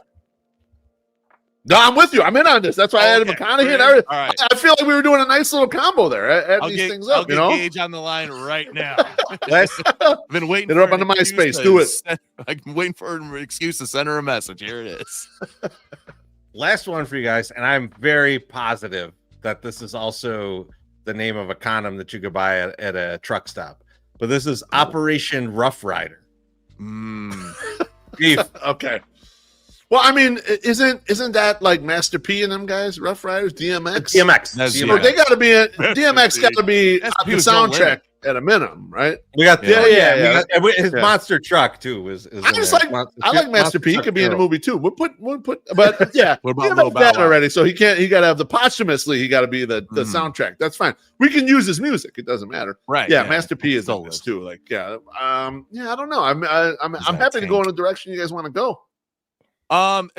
So Rough Rider to me is definitely got country, cowboy vibes. I don't want to say Bareback Mountain. James Vanderbeek he's ill right now. We can't have him in here. He can't say I don't want to go live. He's not going to be able to use that line. MSS. I know I can hear you thinking about it, but it's not going to be in here. I'm sorry. Like, can it be like a new Young Guns? With like a whole different crop of new actors, maybe chicks. Maybe it's all chicks. Oh, maybe. Yeah. People are going CFL because of the Rough Riders. So Canadian football movie with The Rock, CFL movie. Wow. Yeah. Maybe. Dog's going to Alexis, Texas. Well, okay, so he's going in a direction maybe you want to go. Gianna Michaels could be in there, Alexis, country Texas. enough? You gotta country it up. Yeah. Alexis, Texas is not a very fun person to meet. I don't like. Oh, he's still mad. He's still mad at Alexis. He got his feels. I love it. You're in your feels right now. Son. I'm so happy we got you. Wasn't cool. She wasn't cool. It's unfortunate. I was explaining this to somebody in line at the garage show on Saturday. I was like, I didn't really like her. Sunny Lane, fun time though. She was cool. I like Sunny Lane. fucking ridiculous. Yep. Well, I think we got Talk enough is out cheap, of that. motherfucker. So, Loaf, I don't know Yeah. if you bought your brother a housewarming gift yet. I have not. No. And I haven't because he hasn't even invited me over to his place yet. But soon, when I get invited over, I have found a gift, and maybe you and I can go halfsies because I know he likes wine, and this might be the best wine holder I've ever seen in my entire life. I think chorizo Deep needs throat this in Santa, his huh? house. Nice. It is Santa. The good people over at Home Goods have this wine holder that is gone viral because people think that Santa is looking to fillet something, not necessarily a bottle of wine. Now, there's the front part of it. If you needed a front-on version of it, Santa's getting right in there. His hand is wide enough to take your massive girth of bottle on wine and hold it for you so you don't have to do it. I can't believe how many people watching have screenshotted that already. I had no idea Santa Claus was in Operation Midnight Hammer. No idea.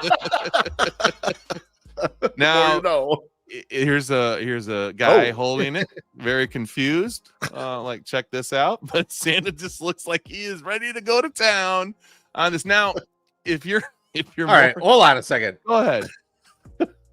Is that a Coach fanny pack? Oh, it is most certainly. Because I'm more confused by that. I was trying to ignore that. I'm glad you brought it up, though, Chorizo. Santa looking for the pipe. I'm more confused by the fanny pack around the shoulder. You have to though admire that Santa has hands like Shaq, man. Look at that fucking hand. Dude. You gotta be kidding me. I mean, look at Beef? that is just impressive. He was using the Mr. Big Cream and didn't realize how big it would make his hand. You tweeted that right now, it would get 1,000 bookmarks. 100%. Oh, dude, it's all over the place. Apparently, it was very popular last year. I don't know if that's what did they've we done get this one year. of these? Yeah, you can't even find them. I'm assuming I will see them at thrift stores very soon.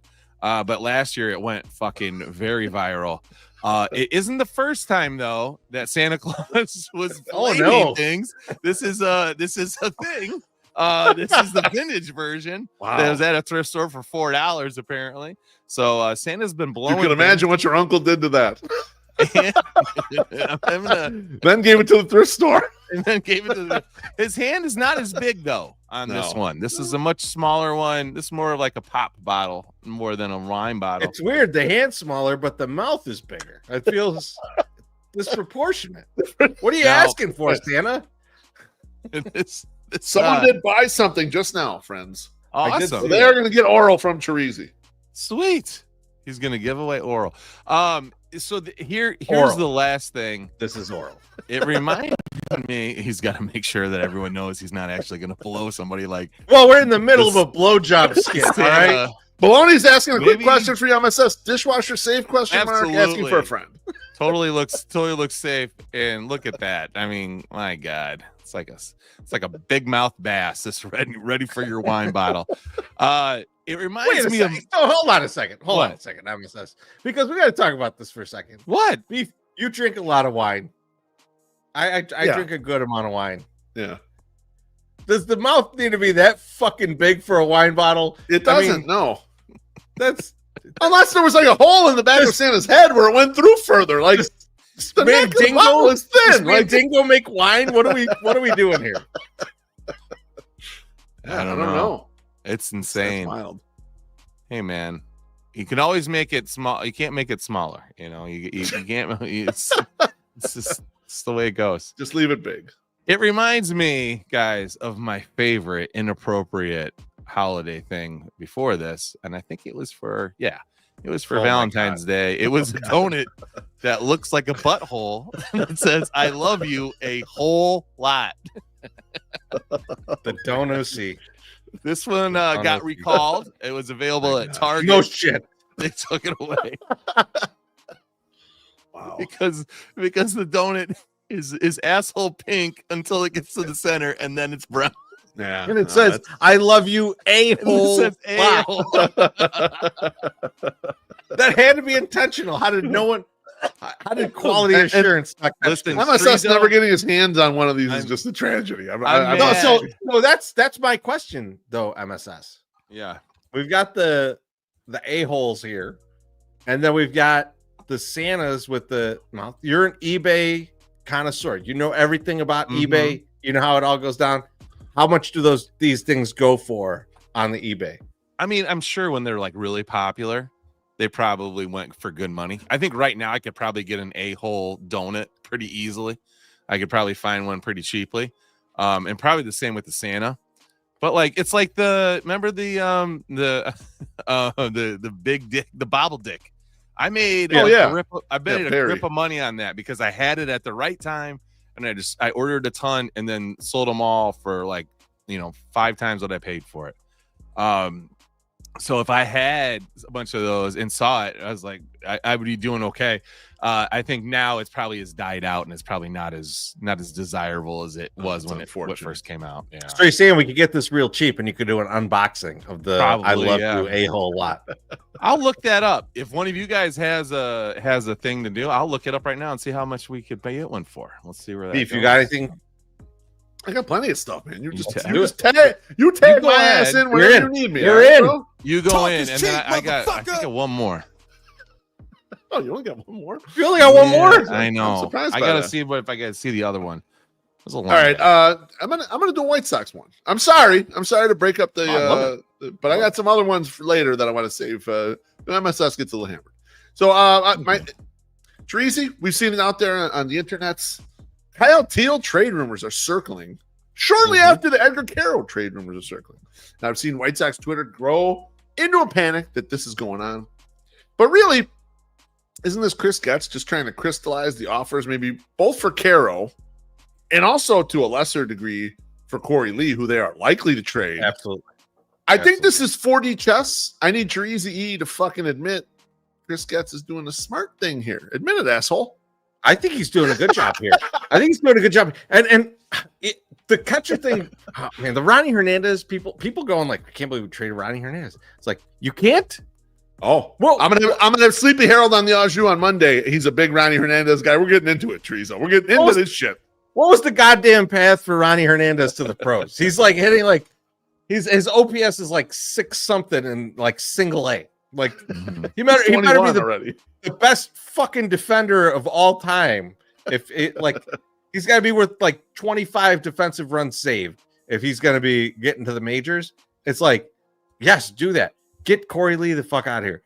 But I do like Beef. I do like the way that you describe this in your blog, and it's rare. I'm going to compliment you, but I'm going to on this one because when you are negotiating something like this, you do want to get the optimal situation in front of people and get them lathered up for that. And then when you can't reach a deal, like, oh, well, I've got this bullshit too. It's an old sales tactic. Like people have done this forever, right? Like you go to a car dealership and they're like, well, we've got the thing that'll be like Santa and suck your dick while you're driving. It's wonderful. It's like, oh, but that's $48,000. But we do have this $24,000 model. Now it's not as great, but I could put you in it today. And people are like, oh, I came all this way, and man, I would like to get my dick sucked, but I'll go with this one. It's like, no, I distinctly ordered the blah blah blah in Arctic blue. He's like, you didn't order the family truckster? Yeah. People call it a bait and switch, but I was using the term anchoring. I think is more appropriate. It's the anchoring technique. Right? Bait and switch is so like bait and switch. It feels more bad. scammy, It feels bad saying that about Corey Lee because I don't think Corey Lee is a bad baseball player. No, but it's really like a lot of the teams that are probably reaching out about Edgar Caro have someone in place already, right? There's not a lot of teams that are just like completely devoid of catcher. Yeah. Right. The Phillies might be the one exception. We talked through the Phillies. Like they don't have a lot there. They still want to get Real Muto back though. So like there's still that option and they have the money to do it.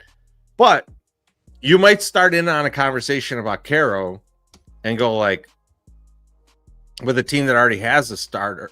I'll put that in parentheses. Yeah.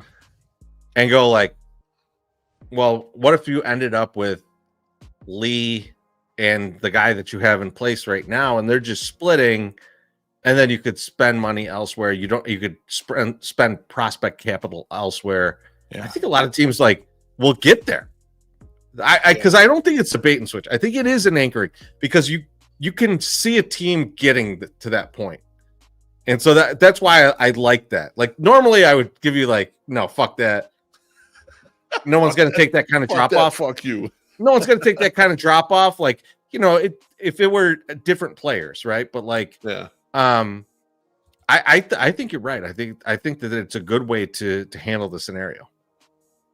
Yeah. Sorry, I think you wanted me to argue with you, but I was actually agreeing with you. I'm good either way. You do what you gotta do. No, that was good. I don't know if you guys know, but the whole world fucking basically knows.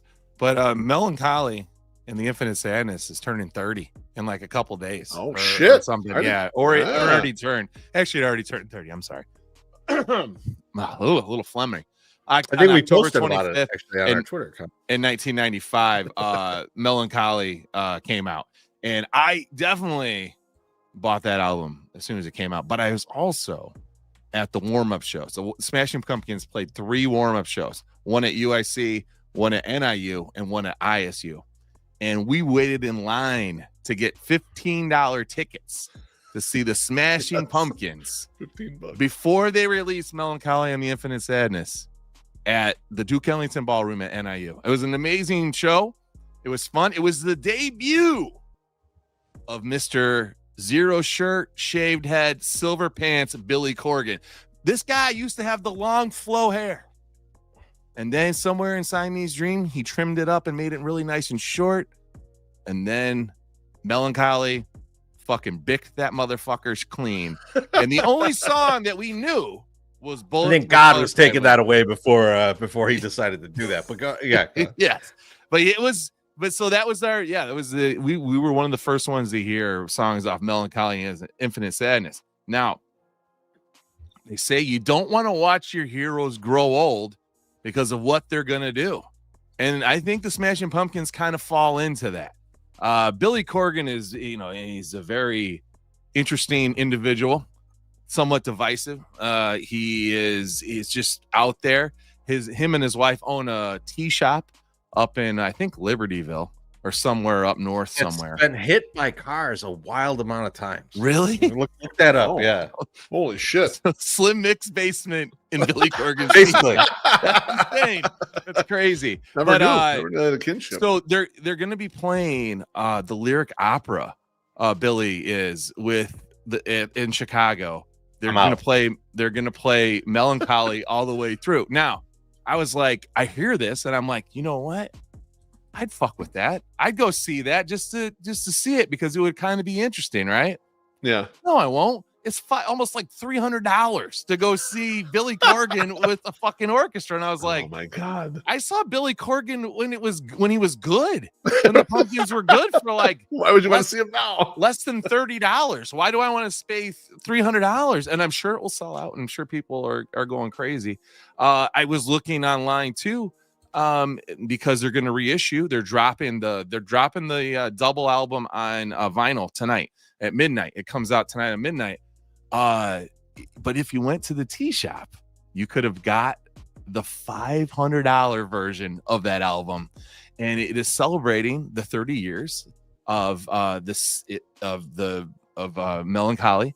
It's a 6 LP super deluxe limited edition, and it includes the classic singles Bullet with Butterfly Wings, 1979, Zero, and Tonight, plus over 80 minutes of unreleased Infinite Sadness Tour 1996 audio, which I checked. I wasn't at any of those shows, so I was really bummed out. I was like, oh, man, I would like to hear something from one of the shows I was at, but they must have sucked that night. It also features a hardbound book with all new liner notes from Billy Corgan, a custom tarot card set, and 7 frameable lithographs, all housed in a velvet-wrapped, rigid slipcase and cloth carrying bag.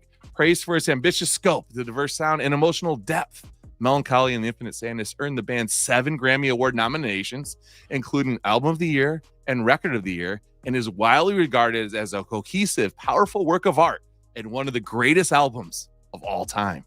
Beef. Wow. Anchoring technique.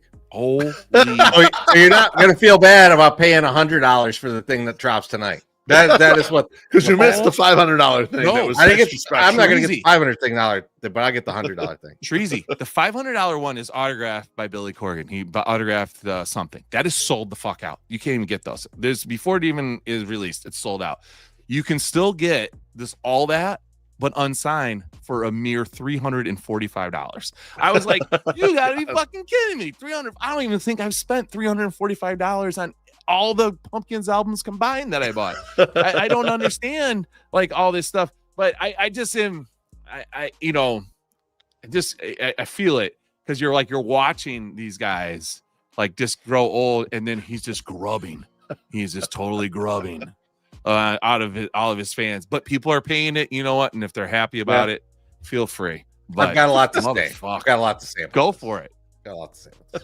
First, Melancholy and the Infinite Sadness is an album that I didn't really like that much when it came out. Yeah.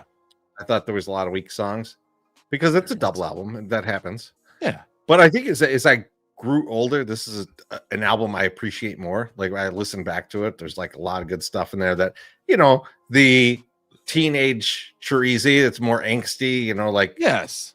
you want the more hard rock songs, and they really expanded on that. And I think it's a good album. I like the album. I don't need a deluxe version. I don't need more of this.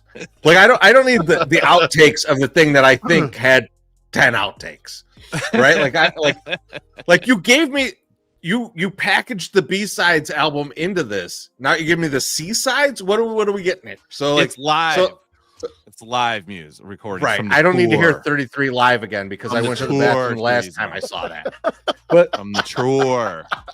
the other thing is Corgan going and doing anything artsy is going to be terrible. I could just promise you that when he goes like, "Hey, we're not going to do our normal show. We're going to do something at the Lyric Opera, or we're going to do something at the Tea House." I could just tell you it's going to be terrible. Like it's just like I remember when they opened that tea shop, and he's like, "I'm going to be live for 8 hours," and I was like, it was online. You could like go listen in, and I was like, "Oh fuck yeah, I'm gonna listen to the whole 8 hours." And I listened to like the first 30 minutes, and it was just like drony guitar acoustic, and him in like this coffee shop with terrible sound, and I was like, what the fuck is this? And if the New Year's Eve thing didn't seal it for you, Oh man, that was when brutal. Billy Corgan is not just doing Smashing Pumpkins, you did not want a piece of it. I went to see Swan with Queens of the Stone Age. Queens of the Stone Age opened for Swan. No one made it to the end of the Swan set. Like, walk out of We're like, man, Queens of the Stone Age is fucking awesome. And what's her name? Paz was playing bass with them. So I was like, Yeah. oh fuck yeah, this is a great band. Nope. I was like, we made about halfway through, and we're like, let's go to the bar. Let's do something else. Yeah. So yeah, non-Smashing Pumpkins, non-regular Smashing Pumpkins, Billy Corgan, I'm out. Sorry, I'm really ranting on this one, but No, I got a lot of feelings. I appreciate it, Treasy, but you see what they're doing here. This is like total Kevin Kelly, 1,000 True Fans shit, where they're like, Exactly. look, the only way to grab money now is all the real diehards, and we're going to pump these prices up. We'll make some real obscure special ass shit that has the 17th version of this, and they will buy it. But the regular fan of them is like, No, fuck you're you right. guys. Come and play the hits at Soldier Field, and we'll come see you. That kind of shit, you know. I'm on the outside. The circle. Yeah. You know, I will say that the show that they played at the United Center, Beef, when it was like when was their last second to last show, we had a great time. Yeah, awesome time. Yes, I thought that was a great show. I realized that night I have better eyesight than you, but that's another story for another day. They when they were on, when the Pumpkins were on, as a guy that saw them probably like 8 times, They were really fucking good, and they were melodic rock, and it was good shit. But if they had a bad night, oof. Jerry O'Sullivan says, how much for a Billy One license plate? MSS. Billy Man. C1. Billy C1, So- let's go.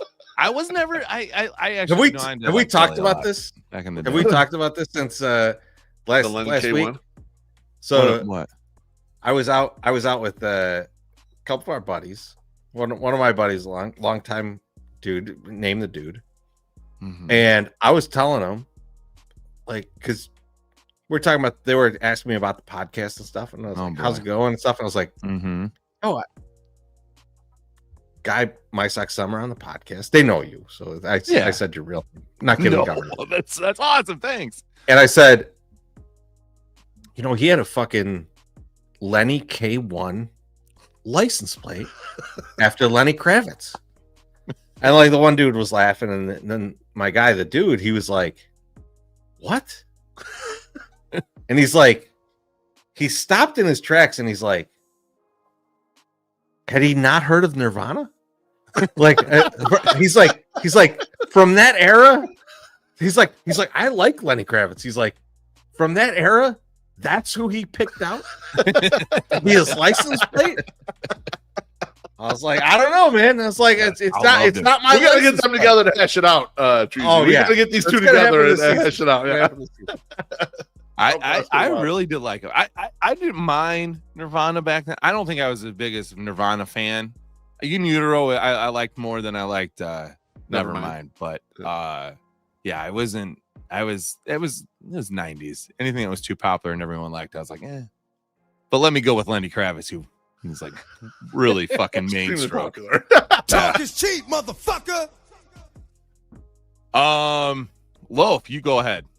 I'm just gonna read you guys a sentence with potential to fill in the blanks, and I'll let you fill in the blanks should you want to.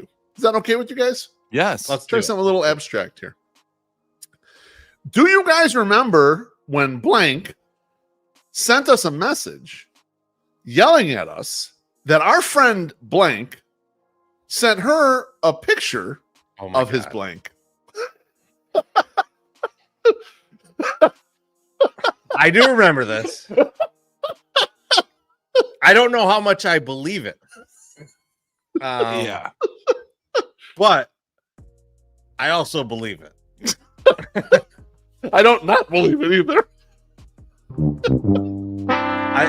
I think I was shocked that we got that message. Yeah. Well, because it was like, tell him to stop it. I was like, and it was like to the group account, and I was like, he's not one of us. Like, Right. he's not one of the members of the. That's. But thank you for sharing. I guess I don't know. Yeah. Glad to hear it, I guess. I don't know. It's not really our problem, but I just remember going, I'm going to respond and being told, I want to do that, but feel free if you think you need to. And I was like, you know what? I think blank is a little more reasonable than we think. And no, blank was not more reasonable. blank was than not we more thought. reasonable. No. And I was like, you got to be kidding me with all this, because blank, we used to, I don't know, huff gas, sniff paint, fucking, Allegedly. I don't know what was going on. But Yep. then all of a sudden in the middle of the night, there would be like a run of messages of pictures that were just very Oh, yeah. questionable, seeming like Oh yeah. they were inviting blank to send a picture of their blank to blank. This None is of my where business. this is None where of it my gets business. fuzzy, and yeah, that's where I was at, Treasy. I was like, you know what? Something happened or it didn't. I'm not involved. That's all I know. That is But I figured you guys might remember this smart. from many years ago. that's the smart way probably to look at it. He says, And Jerry I says, was I just seen like, this person on this never did. This is no. this is pure internet lore. This is, yeah. I don't think blank I've ever seen in person in an actual like live I setting. have seen blank one time. Really? Yeah. Oh, Didn't say hi because I was like, oh, blank crazy. So I'm not because sure. she gonna. No, I'm sorry. Because blank will get mad at you and then yell at you about the other blank. And you're like, I don't want to blank. Lonnie says this Chuck Garfien story is crazy. Well, you're not that far off, so I'll leave it at that. It's pretty far off. Don't say it was far. Yeah, come on, wait a second. By the way, the Bills just lost to the Texans. Wow. Chorizo, you didn't have the Bills, did you? No, I'm a Seahawks man this week. I'm going to check though if we gained any ground. People, not a boy. And the you know what, Loaf, I gotta do something real quick. Look, people are asking questions in the comments. Look, if you come to the live show, I could fill in maybe one of the blanks. Oh yeah, I mean, but not all three. That's a rough give you all three of the blanks. It's a rough one. It's a rough one. Boys, last Saturday, after having early drinks with my wife, and then she went and fell asleep at 8:00 at night, and leaving me all by my lonesome downstairs to watch stuff. I got an email from one Kanye West, and it said, "Hey, your package has shipped." And I was like, this was on Saturday, and I'm like, "Fucking A right, man! I'm gonna have some goddamn fucking slides, hopefully next week. You know, before Thanksgiving." No, Sunday. I come home and there's a huge package sitting on the front of my house, and it is all the slides, the Yeezy slides for $20. Yes, fucking top notch, baby. If you like the Adidas ones that they made, don't fucking hesitate. These things are fucking fabulous for $20. I've been wearing them ever since I got them. They're fucking worth every penny of that 20 cents. And all that weight, everything's worth the wait, huh? Regardless, got delayed, all that shit, still worth it to you. Okay, love it. Fuck yeah. And so I got a size 15s for like in the house because I can wear socks with them, you know, and walk around them and stuff. Oh, you know? my God. And then I got, because I don't like. You're wearing socks and slides? Yeah, I'm wearing socks and slides. Oh, yeah. No, he's a true Bridgeporter. What are you talking about? And make sure it's white socks with the other color slides. Yeah, that's how you get to do it. No, they're black. It looks all black, but it don't matter. That don't matter. But then I got size 14s that I can wear out in public. Because you can make them a little tighter when they're there. I cannot wait to wear a pair of these slides to the games next year. There's a lot of cushion in these things. Are you wearing them with socks? Unbelievable. You better wear them with socks. No, they will be no socks in the summer. No socks in the summer. No bullshit. No socks summer. I thought you're no socks summer. What the fuck is going on here, man? That's where it is. But yeah, if you were hesitant of ordering them, you shouldn't be. You should order them. They're good. They're really nice. For $20. Beef, when he gets the email, after all of this, when he gets the email that says you're getting your slides finally, is he running around his house singing CC Peniston's finally? I feel like I feel like he looked up at Spotify, and it was the 11th time it was streamed on Spotify. He queued it up right there. That was good. It was a good feeling to get that. JT, 2.5 hours in, we finally get the slides. I'm not just saving it for then. You got to stay the whole time. You can't give me the slides right out the gate. Man, what the fuck? I don't have a lot left. I mean, I don't have anything left. Motherfucker. So Jerry O'Sullivan says, looking forward to seeing these new slides on the fart walk tomorrow. Yeah, we'll see. We'll see. We'll see what happens tomorrow. No, we're going to do a fart walk.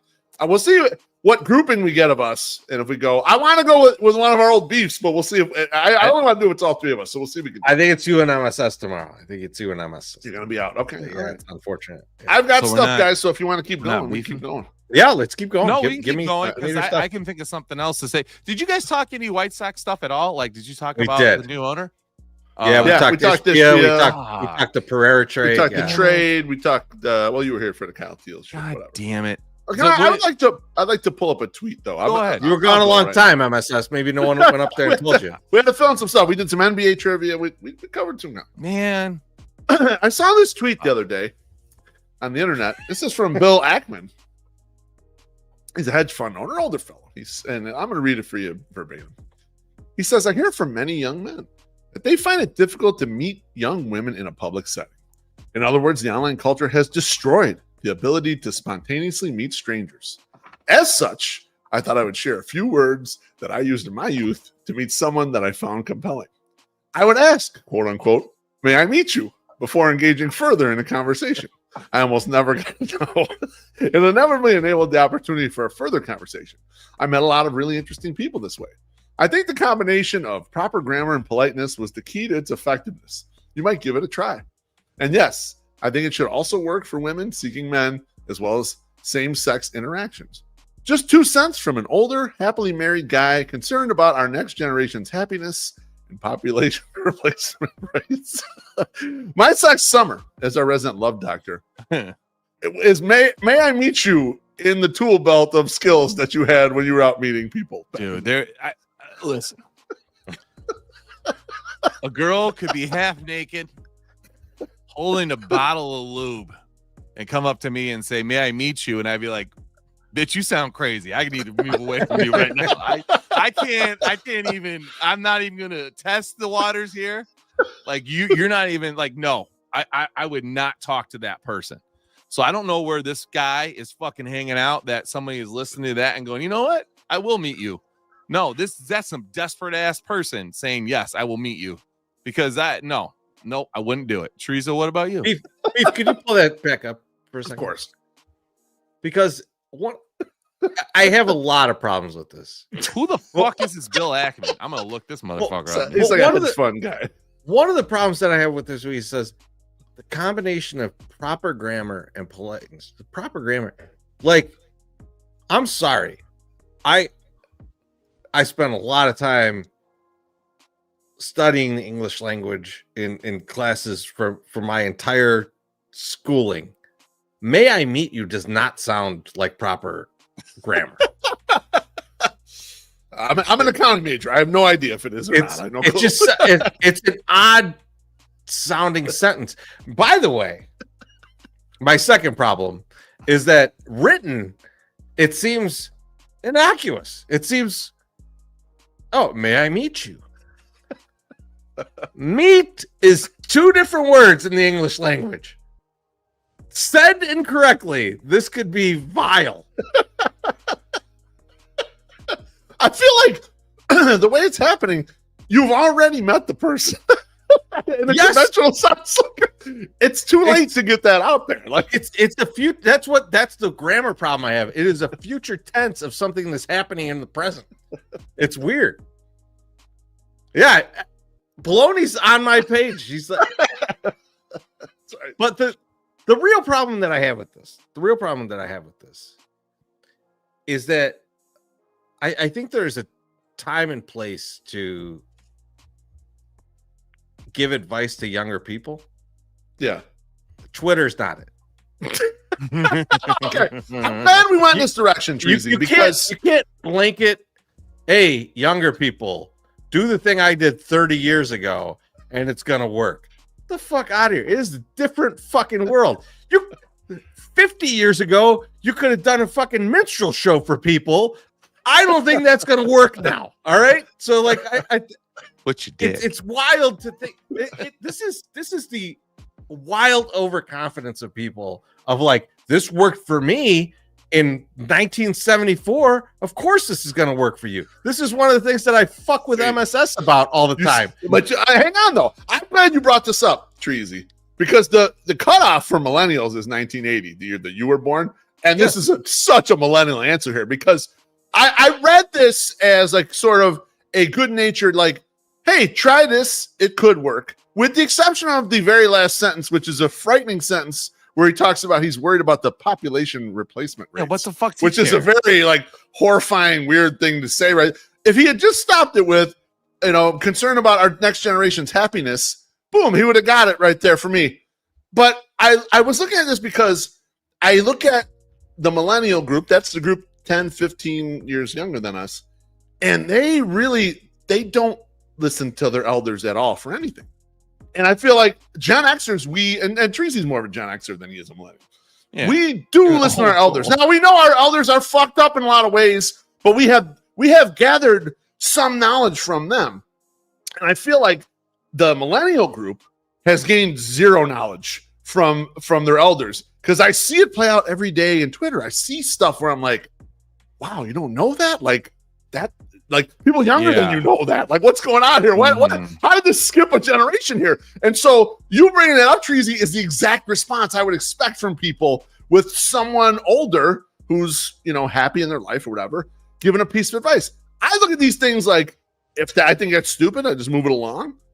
But sometimes there's a grain of truth or helpfulness in an older sage giving you some advice, and you can use it, you know. And that's kind of the way I looked at it. Now, this is mockable just because of the way it's said. But that's why I said Twitter is not the time or place for this. I mean, it's okay to put it out on Twitter. Nothing wrong with it. You put it out on Twitter, it is going to get mocked. Listen. It's not the forum. It's not the forum for that. Like, I still remember Beef because we talked about 3 things recently, and I could feel myself slipping into it when we were talking to Allie White Sox, and I'm like, "Oh, you've never seen this movie? You should see." I was like, "You know what? You probably shouldn't. You probably won't even have the same outlook on this movie that I had because I watched this in 1986." Yeah. So like that's the kind of thing that I feel when I see stuff like this. It's like, don't feel like you know everything just because you traversed through life and didn't die and done reasonably well. Yeah. This Bill Ackman though, not only he was born into like having some money, right? Okay. Yeah. He was his that makes the May I Meet You easier to use. Like if you got as much. Okay, well, hold on. Not only that. May I meet you and buy you as many drinks as you want. He's fucking incredibly smart, but he also graduated from Harvard and then got his advanced degree from Harvard also. I mean, this guy's like a fucking genius. Now, May I Meet You? Does that play to a bunch of eggheads in a bar in Boston? Sure. Yes, that probably does. Like I can see that. A financial conference somewhere where you're talking about that kind of shit. Yeah, that probably plays really well. Does that play really well? Fucking at the Wiener Circle at 1:00 in the morning when you're trying to meet this chick? Fuck no, it doesn't. Like it probably doesn't. She's like, go fuck yourself. You get out of here. You know, after you get yelled at by the people there. But no, I thought about this too, and I talked about this with my brother-in-law because his daughter just graduated high school. My niece just graduated or college and is out there, and she's been dating somebody. And I was like, oh, that's cool. Like, how the fuck they meet? And he's like, I think online. And I was like, of course. And then I was like, well, common, I go, what? So like, why, you know, why online? Like, no friends set her up, you know, and this kind of shit. She's like, no, he's like, you know, like she's like, I don't want to meet somebody in a bar. I don't want to meet somebody here. I don't want to meet somebody there. And I was like, in my head going, why not?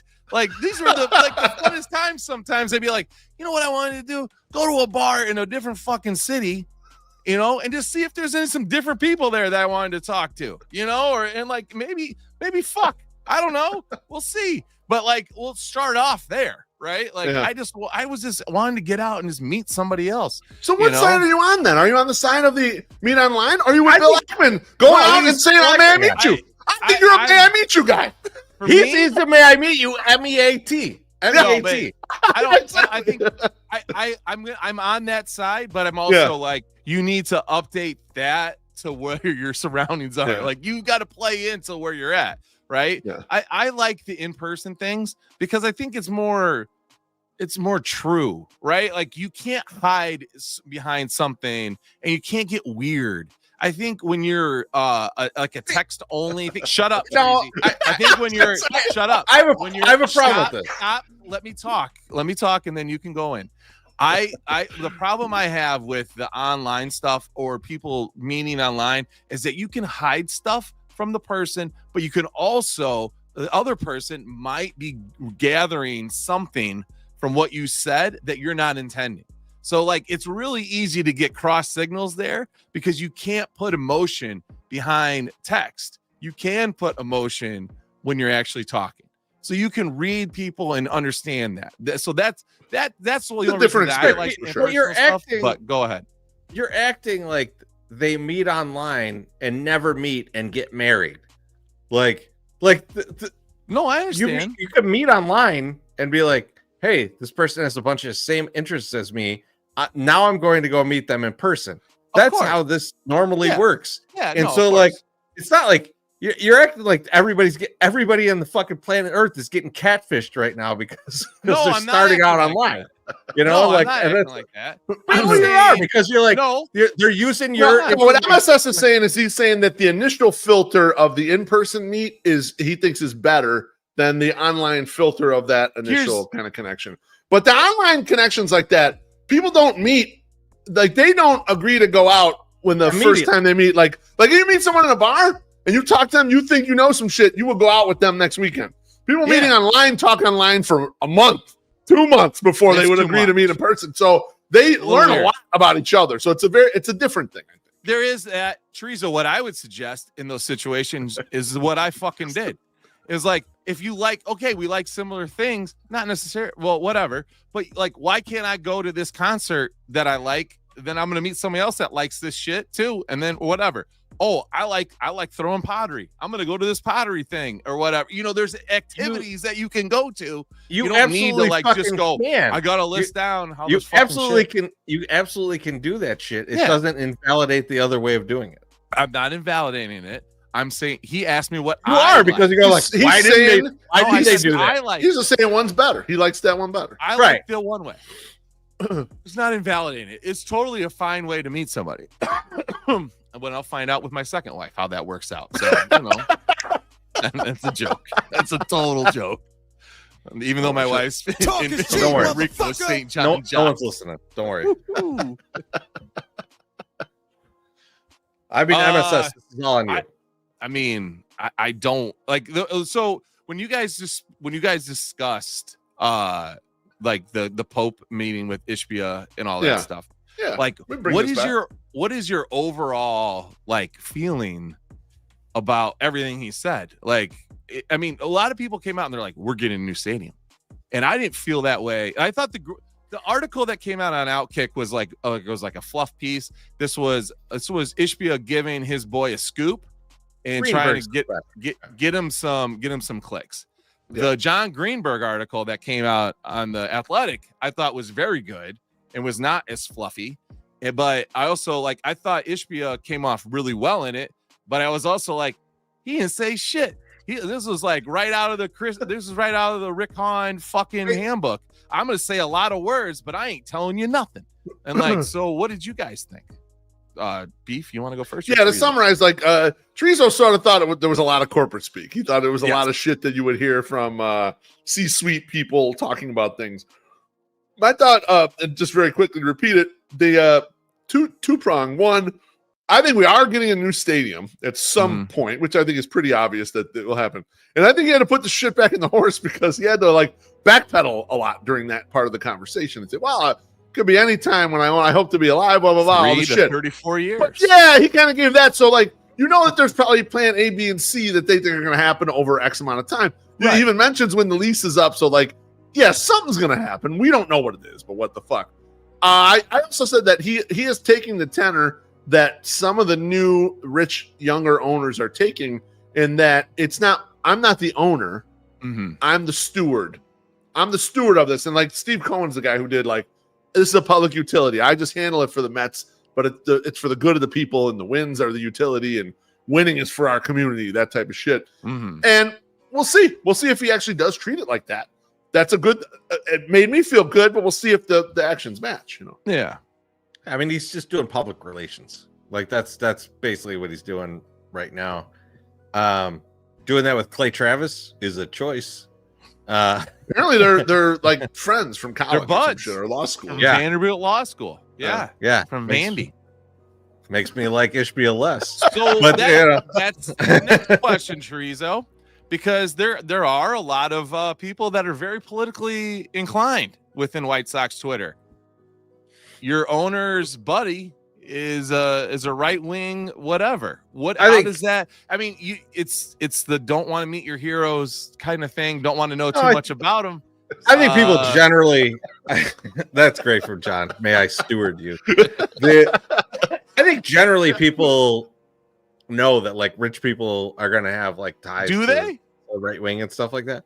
But I think that the thing about it is, I have no problem if he's like, hey, I'm a big Republican and all this stuff. It's yeah, of course you got a ton of money. They give you tax breaks. It makes sense. That makes sense. But I think just Clay Travis is just such a fucking tool and like such a fucking grifter that it's like, God, like that guy just absolutely Why sucks. did you choose this path to do this? Why would you take this guy with you on this thing when you're trying to, because you're obviously trying to do public relations, and it's like, you know what? A lot of people hate this motherfucker. And it would be similar to like someone, you know, taking someone radically left that you don't really believe is like believes in any of this shit. They're just trying to make money doing this shit. Like it's the same thing to me. And yeah, so like I was like, this guy being close around, that's not a plus. Yeah. I'm not out on him because of it, but it's certainly not in the plus column. I had no idea who I didn't know who Clay Travis was. I didn't know who fucking Outkick was either. I had no idea. I literally had never come across anything that I could remember to pull names from. And so I was reading, I was like, well, what the fuck is this? And so I looked at the site and I'm like, well, this is not getting any traction whatsoever. And then I looked at his retweet of the thing and it was crazy. It was much bigger reaction, but I was just like kind of, it's like, I don't know who these fucking people are like at all. And then you guys were like, yeah, fuck this guy or this guy, this and that. And I was like, oh, okay. And then I started getting into I said I've had him blocked on Twitter forever. Yeah, I was like, I don't even know who these people are. I need to look into some things here.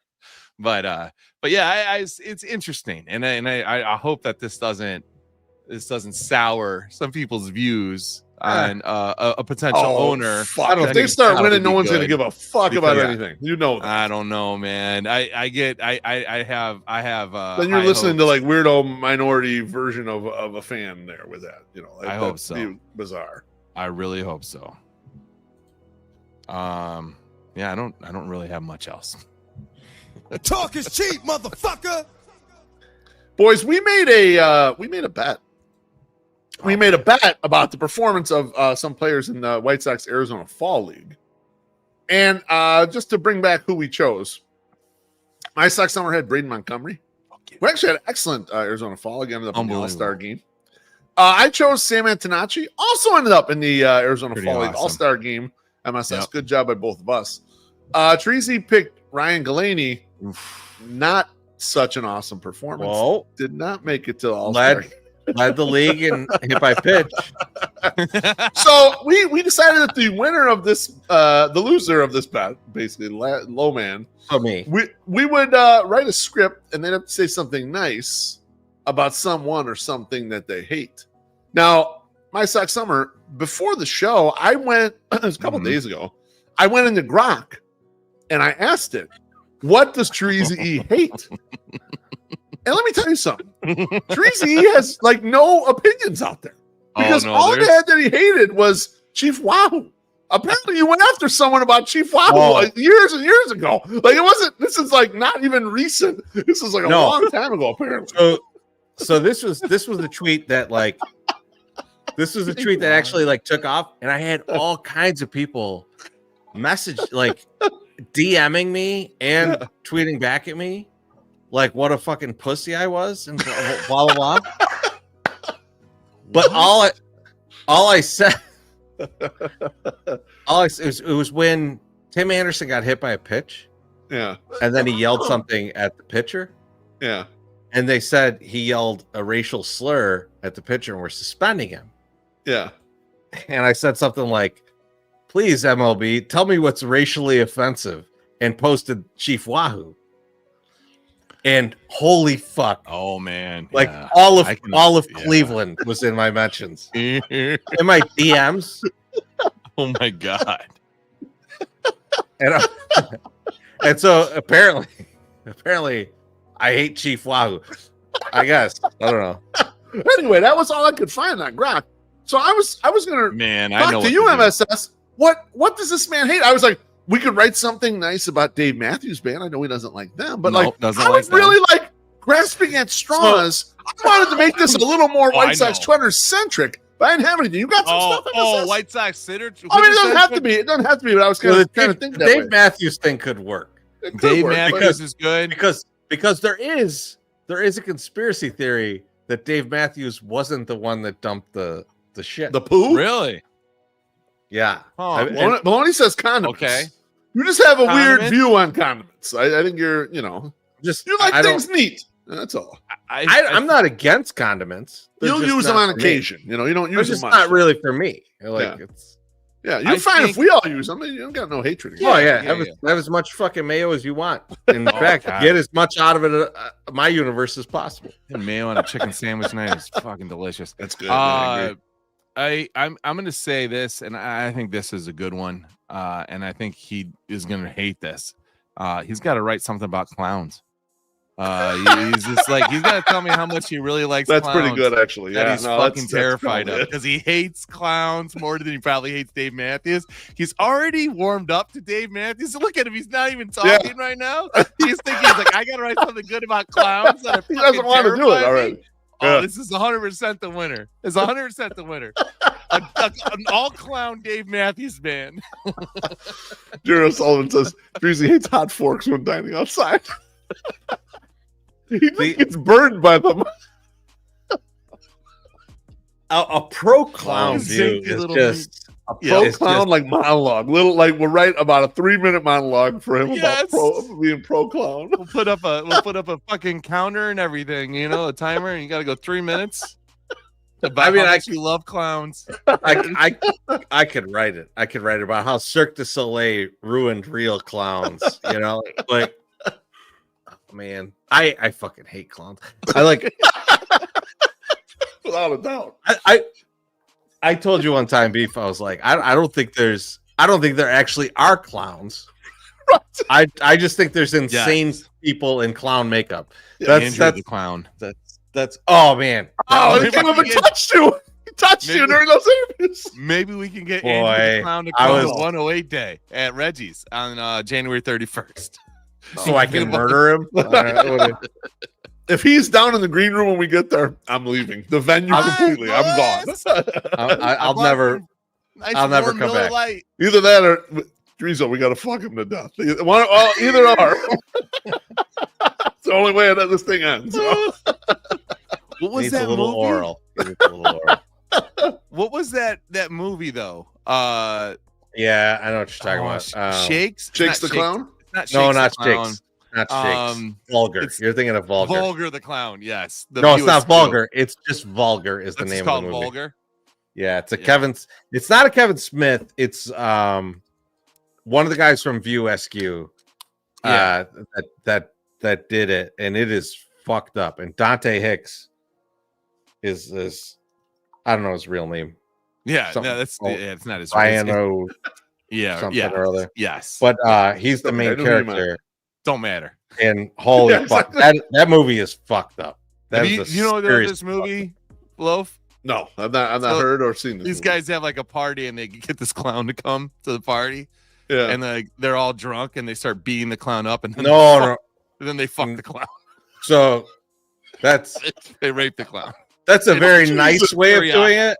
It's so the dude is like a birthday clown, and he's broke his shit, and he's trying to find out a different way to make money. And he comes up with this idea that like he'll be like this kind of out of shape, sexy clown for like bachelor parties, and like it's a joke, like Yeah. blah blah. And so like the first one he gets hired for, he shows up and it's just two dudes in a room, and they put him at gunpoint, and yeah, it's. Oh And then my the God. whole fucking thing after that is just Ugh. wild shit. And so, yeah, it's very fucked up. Not the clowns I was thinking of, and not going to be in my clown apology either. But god damn it, Ryan Galaney, look at the position you put me in, you motherfucker. I hope you never play in the major leagues. Talk here- is cheap, this- motherfucker. The whole time that bet was going, I thought you both had Sam and Anachi, and I was like, No. oh fuck, I'm fucked. I'm fucked because he. Yeah, we both he took had- the same guy in the bet. Yeah, I thought you did. Slightly better. It was like a slightly better than Braden, because I thought the case could be made that Braden, if he would have played the full AFL, He would have been the like, best guy. Yeah. he would have been the best out there. So like, Yeah. fuck yeah, I'm so excited about that. We have a Montgomery fucking theme, because then I can throw up the Step Brothers shirt that is a totally original idea that I created all by myself. And No one else has will ever done. definitely be mad about that at all, obviously. Thought there was gonna be a truce. Not, I can't believe it. Hey, I got man, one don't left. be dropping shit from the chat in do it. here. Come on. I got one left. Let's get the last one. No one even knows what I'm talking about. What's that? I know. I'll show basically. The Eddie Murphy Netflix documentary, Being Eddie. We all saw it. Awesome. Spoiler alerts if you have not seen this.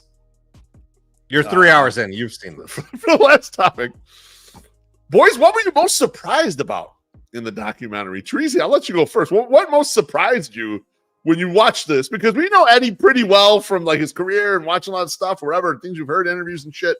What surprised you? I did not quite know the family situation. Yeah, that was a big So- shocker. So when he was talking about his father, I assumed same guy all the way through. Yep. And to hear the story about his father, and like apparently this has been documented because Charlie was talking about it, about how his father passed away and stuff. But I didn't realize they first had like the father. He was kind of a philanderer, Yeah. wasn't Yeah. around, and then the stepfather is the one that is Lillian. exactly is that. The drunk guy like to claim the house. That's And right? I loved Y'all wanna that drink when something in my house? Fine. that guy. I just loved it when Eddie talked about it, and they talked about doing the skits, and he's like, "That's how I sound when I drink." He's like, "Yeah, motherfucker," and he quit drinking. Yes. Yes. That's It's- crazy.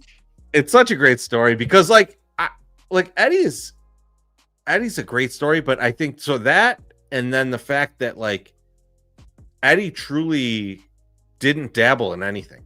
Yes. Right. Like the stories about like I was expecting when he said like I'm out with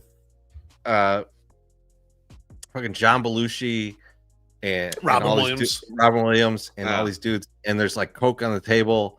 I thought he was gonna be like, I tried it, I didn't like it, wasn't my thing, blah blah blah. And he's Right. like, never appealed to me. Just never. And it's interesting because it's like that's the kind of drive that is just incredible. Yeah. Where he's like, none of this is for me. All I care about is going up there and doing the thing. And I'm here and I'm hanging out with these guys and great, but like what I care about is up there, being on the stage and doing the thing. It really drives home kind of who he is, because you could see like there's not a lot else there. Like he's it's very that- much.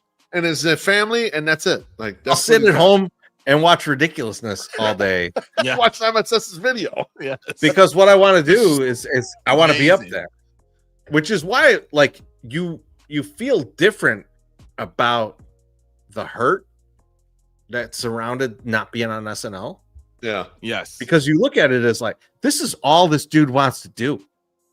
All this dude wants to do is perform. All this dude wants to do is show off his talents, and he takes a huge break from movies. He takes a huge break from SNL. It's like, you know how much you got to hurt someone stand up too.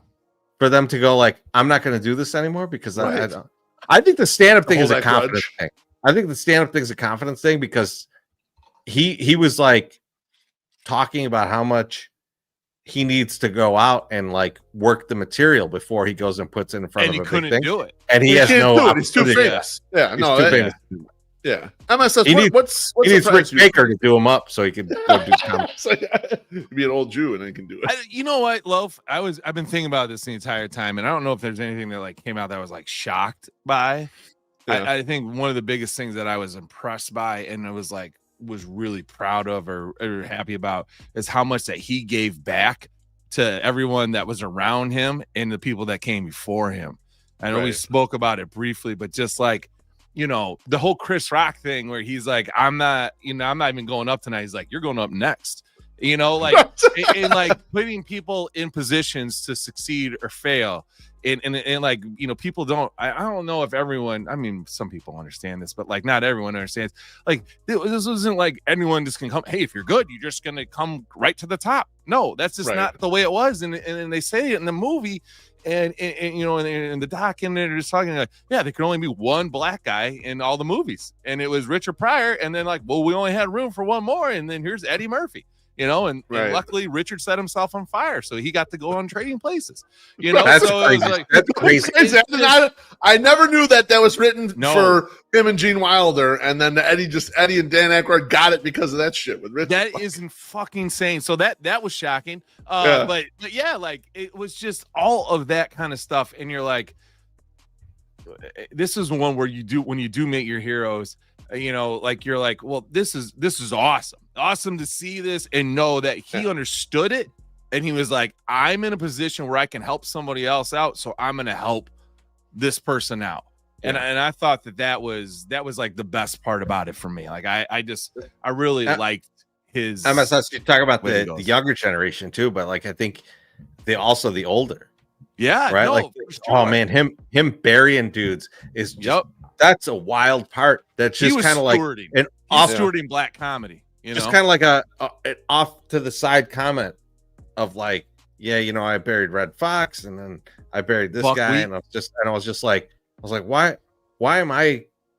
Where are their families? Why am I doing what's this? going on here? Yeah, and it's like, dude, that's just being over and above. You know, I mean, with Red Fox, that's almost paying it back. Right. I mean, like, but like, I'm sure he's done this for so many other people. Probably. Right. And it's just like, man, that's fucking crazy. He owed Buckwheat too, like, though. He did. Exactly. You made that a famous bit. Though. No, but how much do you owe somebody for doing something? That's good enough. Mean, you know, like, nothing. Right. I mean, honestly, you probably don't owe him anything. But when you make when you got that much, why not give some? You know, like why not but you don't have right to. Thing? All I'm saying is you don't have to do it. No, right? And I love that he did. Yeah, 100%. Like I think it should be appreciated, but it was even though it's easy for him to do, money wise.